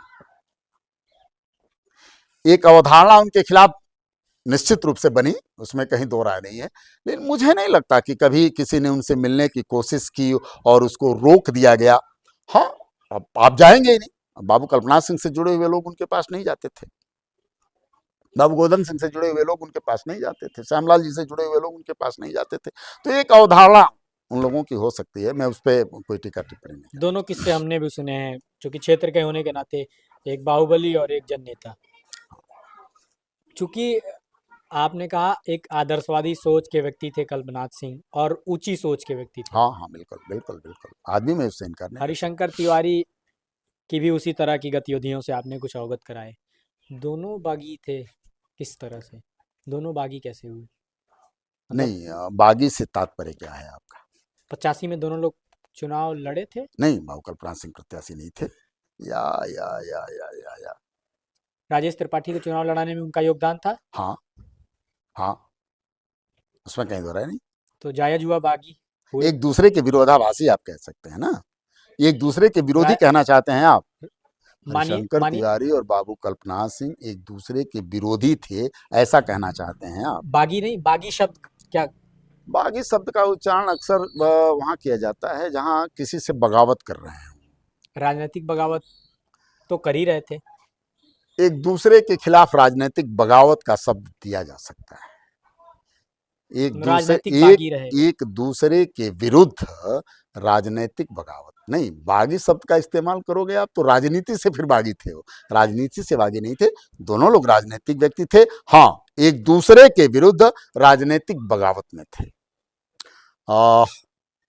दो अच्छे लोग भी एक दूसरे के वैचारिक विरोधी होते हैं, ये कोई बहुत बड़ी बात नहीं है। दूसरा कारण, जब मैंने पहले ही कहा है, गोरखपुर में एक बहुत विचित्र स्थिति थी ब्राह्मणवाद ठाकुरवाद की। यार सौरभ, गोरखपुर का वो एक पहला शख्स है प्रेम शंकर मिश्रा जी, जिसने जब भी माल्यार्पण किया, और जानबूझकर छात्र संघ भवन में मैं जाता था अपने 2-4 मित्रों के साथ, और एक साथ बाबू रविंदर सिंह जी की प्रतिमा पर और रंगनारायण पांडे जी की प्रतिमा पर एक साथ माल्यार्पण करता था, एक साथ माल्यार्पण करता था। गोरखपुर में जातिवादी विरोध के विरुद्ध आवाज, नक्कार खाने में तूती की आवाज हो सकती है मेरी, या राम सेतु निर्माण में एक गिलहरी की भूमिका हो सकती है मेरी, लेकिन जातिवाद के विरुद्ध गोरखपुर की राजनीतिक हलके में अगर किसी ने शुरू किया तो मैंने शुरू किया था, मैंने शुरू किया था। बाबू, साहस नहीं होता था किसी का कि इन दोनों की प्रतिमाओं पर एक साथ माल्यार्पण कर दें। रंगनारायण की प्रतिमा पर माल्यार्पण करेंगे तो वीरेंद्र शाही घुटना राज हो जाएगा, अपनी अपनी जाति के लोग। रविंदर सिंह की प्रतिमा पर माल्यार्पण करेंगे तो हरिशंकर तिवारी जी के लोग नाराज हो जाएंगे। दोनों की प्रतिमाओं पर उस समय, ये दोनों जब राजनीति के क्षेत्र से बाहर बाहुबलियों की मुख्य धारा में थे, तब भी मैंने किया है। चिल्लू पार की वर्तमान राजनीति को कैसे देखते हैं आप? क्योंकि आज अगर देखा जाए तो साल 2007 के पहले जाएंगे और आज देखेंगे तो युवाओं में काफ़ी सक्रियता है चिल्लू पार की राजनीति में। चिल्लू पार की राजनीति में राजनीतिक दिशा को बदलने का काम सन 2007 में हुआ है। उम्मीद थी कि सिर्फ नेतृत्व नहीं बदलेगा, व्यवस्था भी बदलेगी, सोच भी बदलेगी, लेकिन कहीं ना कहीं पूरी तरह फेल हैं हम, पूरी तरह फेल हैं हम। आज की युवा शक्ति जो है, और मैंने इस पर पोस्ट भी लिखा है, प्रशंसा भी की है, अभिनंदन भी किया है और तलाश भी रहा हूं। मेरी तलाश भी है एक युवा नेतृत्व की। काश मेरे जीते जी कोई युवा नेतृत्व मुझे मिले जिसके साथ में चलने में गौरव की अनुभूति कर सकूं। युवा तबके में बदलाहट की एक बेचैनी तो है, लेकिन वह बदलाहट नेतृत्व परिवर्तन तक सीमित नहीं है। राजेश को हरा करके किसी को ले आना, विनय शंकर जी को ले आना, या विनय शंकर जी को पुनः हरा के राजेश को ले आना, या किसी तीसरी शक्ति को ले आना, इसके पीछे उद्देश्य मात्र चेहरा बदलना नहीं है युवा शक्ति का। चिल्लू पार की युवा शक्ति सिर्फ चेहरा नहीं बदलना चाहती, चिल्लू पार की युवा शक्ति वर्तमान परिस्थितियों को भी बदलना चाहती है, ऐसा मेरा मानना है, ऐसा मेरा मानना है। और क्या चिल्लू पार की युवा शक्ति वर्तमान परिस्थितियों को बदलने के लिए संगठित होकर कोई संघर्ष करेगी? यह सवाल है मेरा उस युवा शक्ति से। अगर कर सकती तो निश्चित रूप से आने वाली पीढ़ियां उनकी आभारी होती।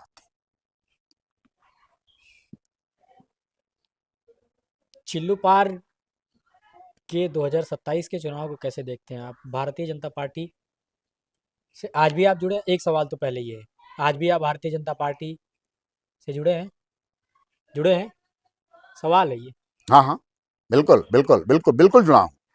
मैं जुड़ा हूँ, अपनी ओर से जुड़ा हूँ, और बड़ी चुनौती के साथ कहता हूँ कि भारतीय जनता पार्टी से मुझको क्या निष्कासित करोगे यार? मेरे पिता के रक्त से सिंचित है यह पार्टी, मैं उत्तराधिकारी हूं इस पार्टी का यार। सौरभ बाबू, तुम मुझे कैसे तुम अलग कर सकते हो? एक मिनट, किताबों में लिखते रहो, कागजों में लिखते रहो, अखबारों में छपवाते रहो प्रेम शंकर मिश्र का भारतीय जनता पार्टी से कोई लेना देना नहीं है, लेकिन प्रेम शंकर मिश्रा के तो रग रग में भारतीय जनता पार्टी है। भारतीय जनता पार्टी मतलब हिंदी शब्दकोश के 5-7 अक्षर नहीं होते। भारतीय जनता पार्टी मतलब कोई चेहरा नहीं होता। भारतीय जनता पार्टी मतलब एकात्म मानववाद, राष्ट्रवाद, गांधीवादी, समाजवाद, यह 3 सिद्धांत तो होते हैं, और उन 3 सिद्धांतों से मेरे रक्त का एक एक कतरा प्रभावित है मेरे मित्र, उसमें कहीं कोई परिवर्तन नहीं होगा। हाँ, आप अपना सवाल आगे बढ़ाएं। नगर पंचायत चुनाव आप आम आदमी पार्टी के समर्थन में लड़े थे? आम आदमी पार्टी की प्रत्याशी थी मेरी पत्नी, मैं अपनी पत्नी का प्रचार कर रहा था, इसमें कहीं दो राय नहीं है। लेकिन मैं आम आदमी पार्टी का प्राथमिक सदस्य भी नहीं रहा कभी, न तो उस वक्त मैंने कोई प्राथमिक सदस्यता ली थी। आम आदमी पार्टी ने अपना चुनाव चिन्ह मेरी पत्नी को दिया था, हम उसका प्रचार कर रहे थे। भारतीय जनता पार्टी का विरोध अगर मेरे चुनाव लड़ने की प्रक्रिया को मान लेते हैं आप, तो आप मान सकते हैं मैं चरित्र आधारित व्यक्ति का विरोधी हूँ, मैं व्यक्ति का विरोधी नहीं हूँ। मैं साल भर पहले बसपा भाईचारे कमेटी का अध्यक्ष रहूँ, मैं साल भर पहले बसपा का घनघोर समर्थक रहूँ, साल भर बाद भारतीय जनता पार्टी में आ जाऊँ। यार ये राजनीति का कौन सा चरित्र है? आदरणीय राजेश जी, मैं तो आश्चर्य करता हूं यार कि लोग पूछ क्यों नहीं पा रहे हैं। आज भी वो पूरी चुनौती के साथ कह रहे हैं, लिख रहे हैं, लोगों को समझा रहे हैं कि हमने तो बसपा तब छोड़ी जब पंडित हरिशंकर तिवारी का कुनबा बसपा में आ गया। तो मुझे लगा उनका कहना था टिकट बेच दिया गया था। नहीं, मैं क्या कह रहा हूं, मैं वही कह रहा हूं कि टिकट बेच दिया गया विनय शंकर तिवारी को, या इन लोगों को, कोई बलिया से लड़ जाता है, कोई गोरखपुर से लड़ जाता है। लेकिन ये सारी कहानियां आदरणीय सौरभ जी तो 2012 के पहले की है ना। ये सारी कहानियां विनय शंकर जी बसपा प्रत्याशी 2009 में थे, पंडित हरिशंकर तिवारी का कुनबा जब बसपा की ओर अग्रसर हुआ तो राजेश त्रिपाठी बसपा की सरकार में मंत्री थे। 2002 में 9 में जब विनय शंकर तिवारी बसपा प्रत्याशी थे गोरखपुर सदर से, तो राजेश त्रिपाठी बसपा के कैबिनेट मंत्री थे भाई, बहुजन समाज पार्टी की सरकार में। राजेश त्रिपाठी के इस कथन पर हम मुहर लगाते, उनका स्वागत करते, उनका माल्यार्पण करते और सच बोलने के लिए उनकी प्रशंसा करते, अगर उन्होंने यह निर्णय 2012 के पहले ले लिया होता। 2012 में तो आप बसपा प्रत्याशी थे राजेश त्रिपाठी, और बसपा प्रत्याशी 2012 में आप तब थे जब उसके पहले 2009 में विनय शंकर तिवारी बसपा से संसदीय चुनाव लड़ चुके थे। कितना झूठ बोलेंगे यार, कितनी आड़ लेंगे। पुराने लोग कहते हैं कि किसी से बहुत ज्यादा बगावत कोई करता है तो जरूर कोई पुराना जुड़ाव होता है। आपने एक पोस्ट भी लिखा था, एक झल्लाटेदार थप्पड़ जैसा कुछ, कि पहले हम अपने बच्चे को थप्पड़ मारते हैं, किसी बाहरी बच्चे को थप्पड़ नहीं मारते हैं, क्योंकि हमें अपने बच्चे की चिंता होती है। जी, आज भी डाला, आज की वो पोस्ट हाँ है। हाँ, आज भी डाला। राजेश त्रिपाठी से टीस क्या कोई पुराना जुड़ाव है या फिर? अब मैंने जितना भी कुछ कहा है जी, जितना भी कुछ कहा है सौरभ जी, इसमें व्यक्तिगत टीस कहीं से दिख सकती है क्या आपको? क्या चरित्र आधारित विरोध मेरा नहीं दिखाई दे रहा है आपको? क्या मुझे एक ऐसे व्यक्ति के साथ खड़ा होना चाहिए जिस व्यक्ति को अध्यक्ष उस स्थल का बनाया मैंने, जिसे मुझे राजनीति से दूर रखना था? मुक्ति पथ को राजनीतिक अड्डा बनाया गया, आप मानते हैं? बिल्कुल नहीं बनाया गया क्या? नहीं बनाया गया क्या? 2007 के पहले अपने नाम के सामने मुक्ति पथ वाला बाबा जोड़ा गया। उसके बाद तो कुछ लोग, कई लोग तमाम नहीं, सारी आप चीजें बताओ ना, कहते हैं। मुक्ति पथ जुड़ा या नहीं जुड़ा? एक शब्द और दूसरा पक्ष जो है वो एक शब्द और कहता था उनको। हाँ बताएं। वो मैं कहना नहीं चाहूंगा इस मंच से। हाँ हाँ हाँ। जिस जगह को, जिस नाम को आप मुक्ति पथ वाले बाबा से जोड़ रहे हैं, उसी मुक्ति पथ वाले बाबा को हटा के, उसी पदवी को हटा के अगर कहा जाए तो दूसरा पक्ष एक शब्द और देता था, एक पदवी और देती थी उनको। उस पदवी को मैं अगर आप समझ पा रहे हैं मैं किधर इशारा कर रहा हूँ, शमशान है। हाँ। मुक्ति पथ वाले बाबा राजेश त्रिपाठी ने अपने नाम के आगे लगाया, लेकिन जो दूसरा पक्ष था, जो उनके विरोध का पक्ष भी कह सकते हैं, उनको न मानने वाला पक्ष, वो एक पदवी उनको और देता था, मुर्दे से जोड़ा जाता था। हाँ हाँ हाँ, बिल्कुल बिल्कुल बिल्कुल बिल्कुल बिल्कुल। उन्हें कफनचोर कहा जाता रहा होगा, उन्हें मुक्ति पथ का डोम कहा जाता रहा होगा, उन्हें मुक्ति पथ का श्मशान का अवघड़ कहा जाता रहा होगा, निश्चित रूप से कहा जाता रहा होगा। हम इस बात से इनकार नहीं करते। वाले बाबा नाम जोड़ लेना अगर राजनीतिक प्रयोग है तो ये दूसरा पक्ष क्या था?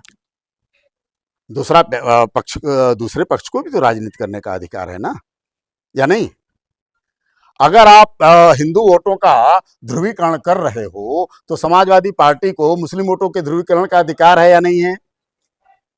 दूसरे पक्ष को भी तो अधिकार बनता है ना।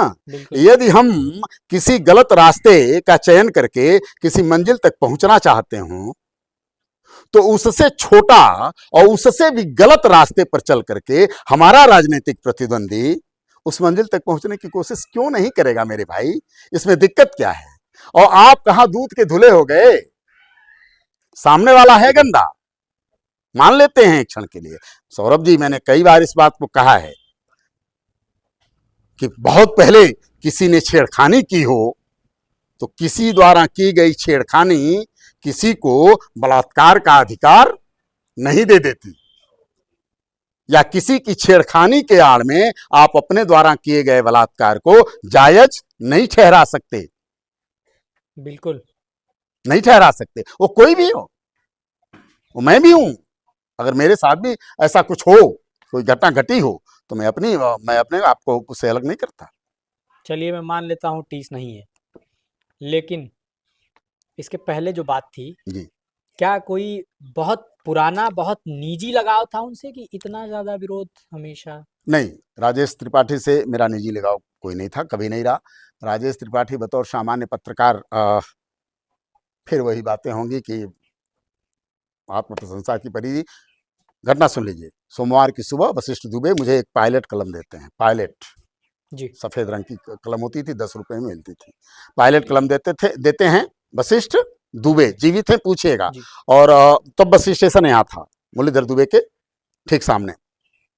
और वशिष्ठ जी हमसे कहते हैं कि आप राष्ट्रीय सहारा में लिखना शुरू कर दीजिए। अच्छा, हमने कहा यूं अचानक? कब कब की बात? बता रहा हूँ, घटना सुन लीजिए, समय कालखंड का पता चल जी। जाएगा आपको।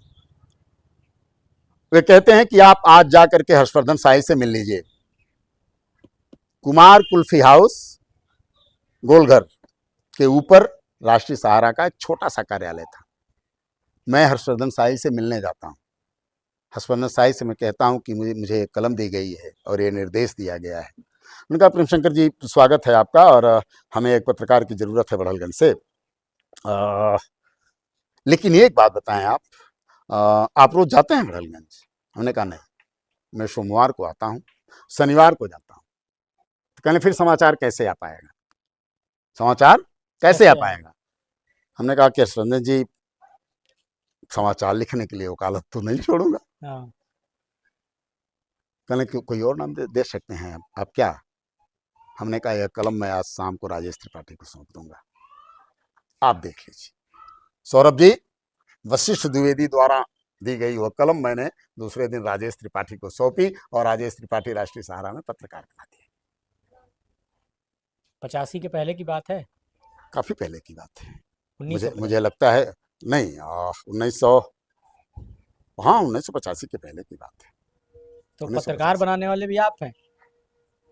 अगर आप मतलब इस घटना से उसको जोड़ सकते हो तो जोड़ लीजिए। नहीं, मैं जोड़ नहीं रहा हूँ। सच्चाई यही है। सच्चाई है कि भाई वशिष्ठ दुबे की कलम मेरे मुझ तक आती है और मुझसे वह कलम राजेश त्रिपाठी तक पहुंचती है। देखिए सौरभ जी, सामाजिक संसर्गों में राजेश त्रिपाठी मेरे छोटे भाइयों के साथ रहते थे जी। शंभू और शंभू जी के साथ विशेष रूप से। उनकी मकान वकान का मसला था, इन लोगों ने काफ़ी मदद किया था, हमने भी अच्छी खासी मदद की थी। और छोटे भाइयों के साथ रहने के नाते राजेश त्रिपाठी से मेरी भी मुलाकातें होती रहती थी। दूसरा कारण था कि उनके पिता स्वर्गीय श्री शिवाकांत त्रिपाठी जी मेरे चाचा जी के क्लास फेलो थे और अच्छे मित्रों में से थे, तो अक्सर वे भी मिलने आया करते थे। तो एक संबंध स्वाभाविक रूप से था, लेकिन मित्रता जैसा संबंध या अजीज जैसा कोई ऐसी कोई भूमिका नहीं थी। चिल्लू पार के भविष्य की राजनीति को कैसे देखना चाहेंगे आप, या फिर भविष्य की राजनीति, सामाजिक परिदृश्य, क्या कुछ परिवर्तन देखना चाहेंगे आप, या फिर? नहीं, निश्चित रूप से देखना चाहूँगा।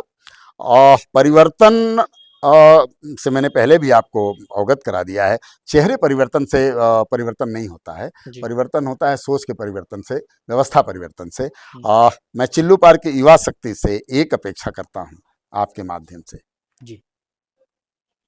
मृत्यु के पहले तक चिल्लू पार का जो स्वरूप मैं देखना चाहता हूँ, जिस आदर्श, जिस मान्यता, जिस परंपरा, जिस मर्यादा की मैं कल्पना करता हूं, अगर चिल्लू पार की युवा शक्ति ने मुझे दिखा दिया ना, तो शायद मेरी आत्मा को शांति मिले। कोई चेहरा आपकी नजर में है? अब तक तो नहीं है, अब तक तो नहीं है।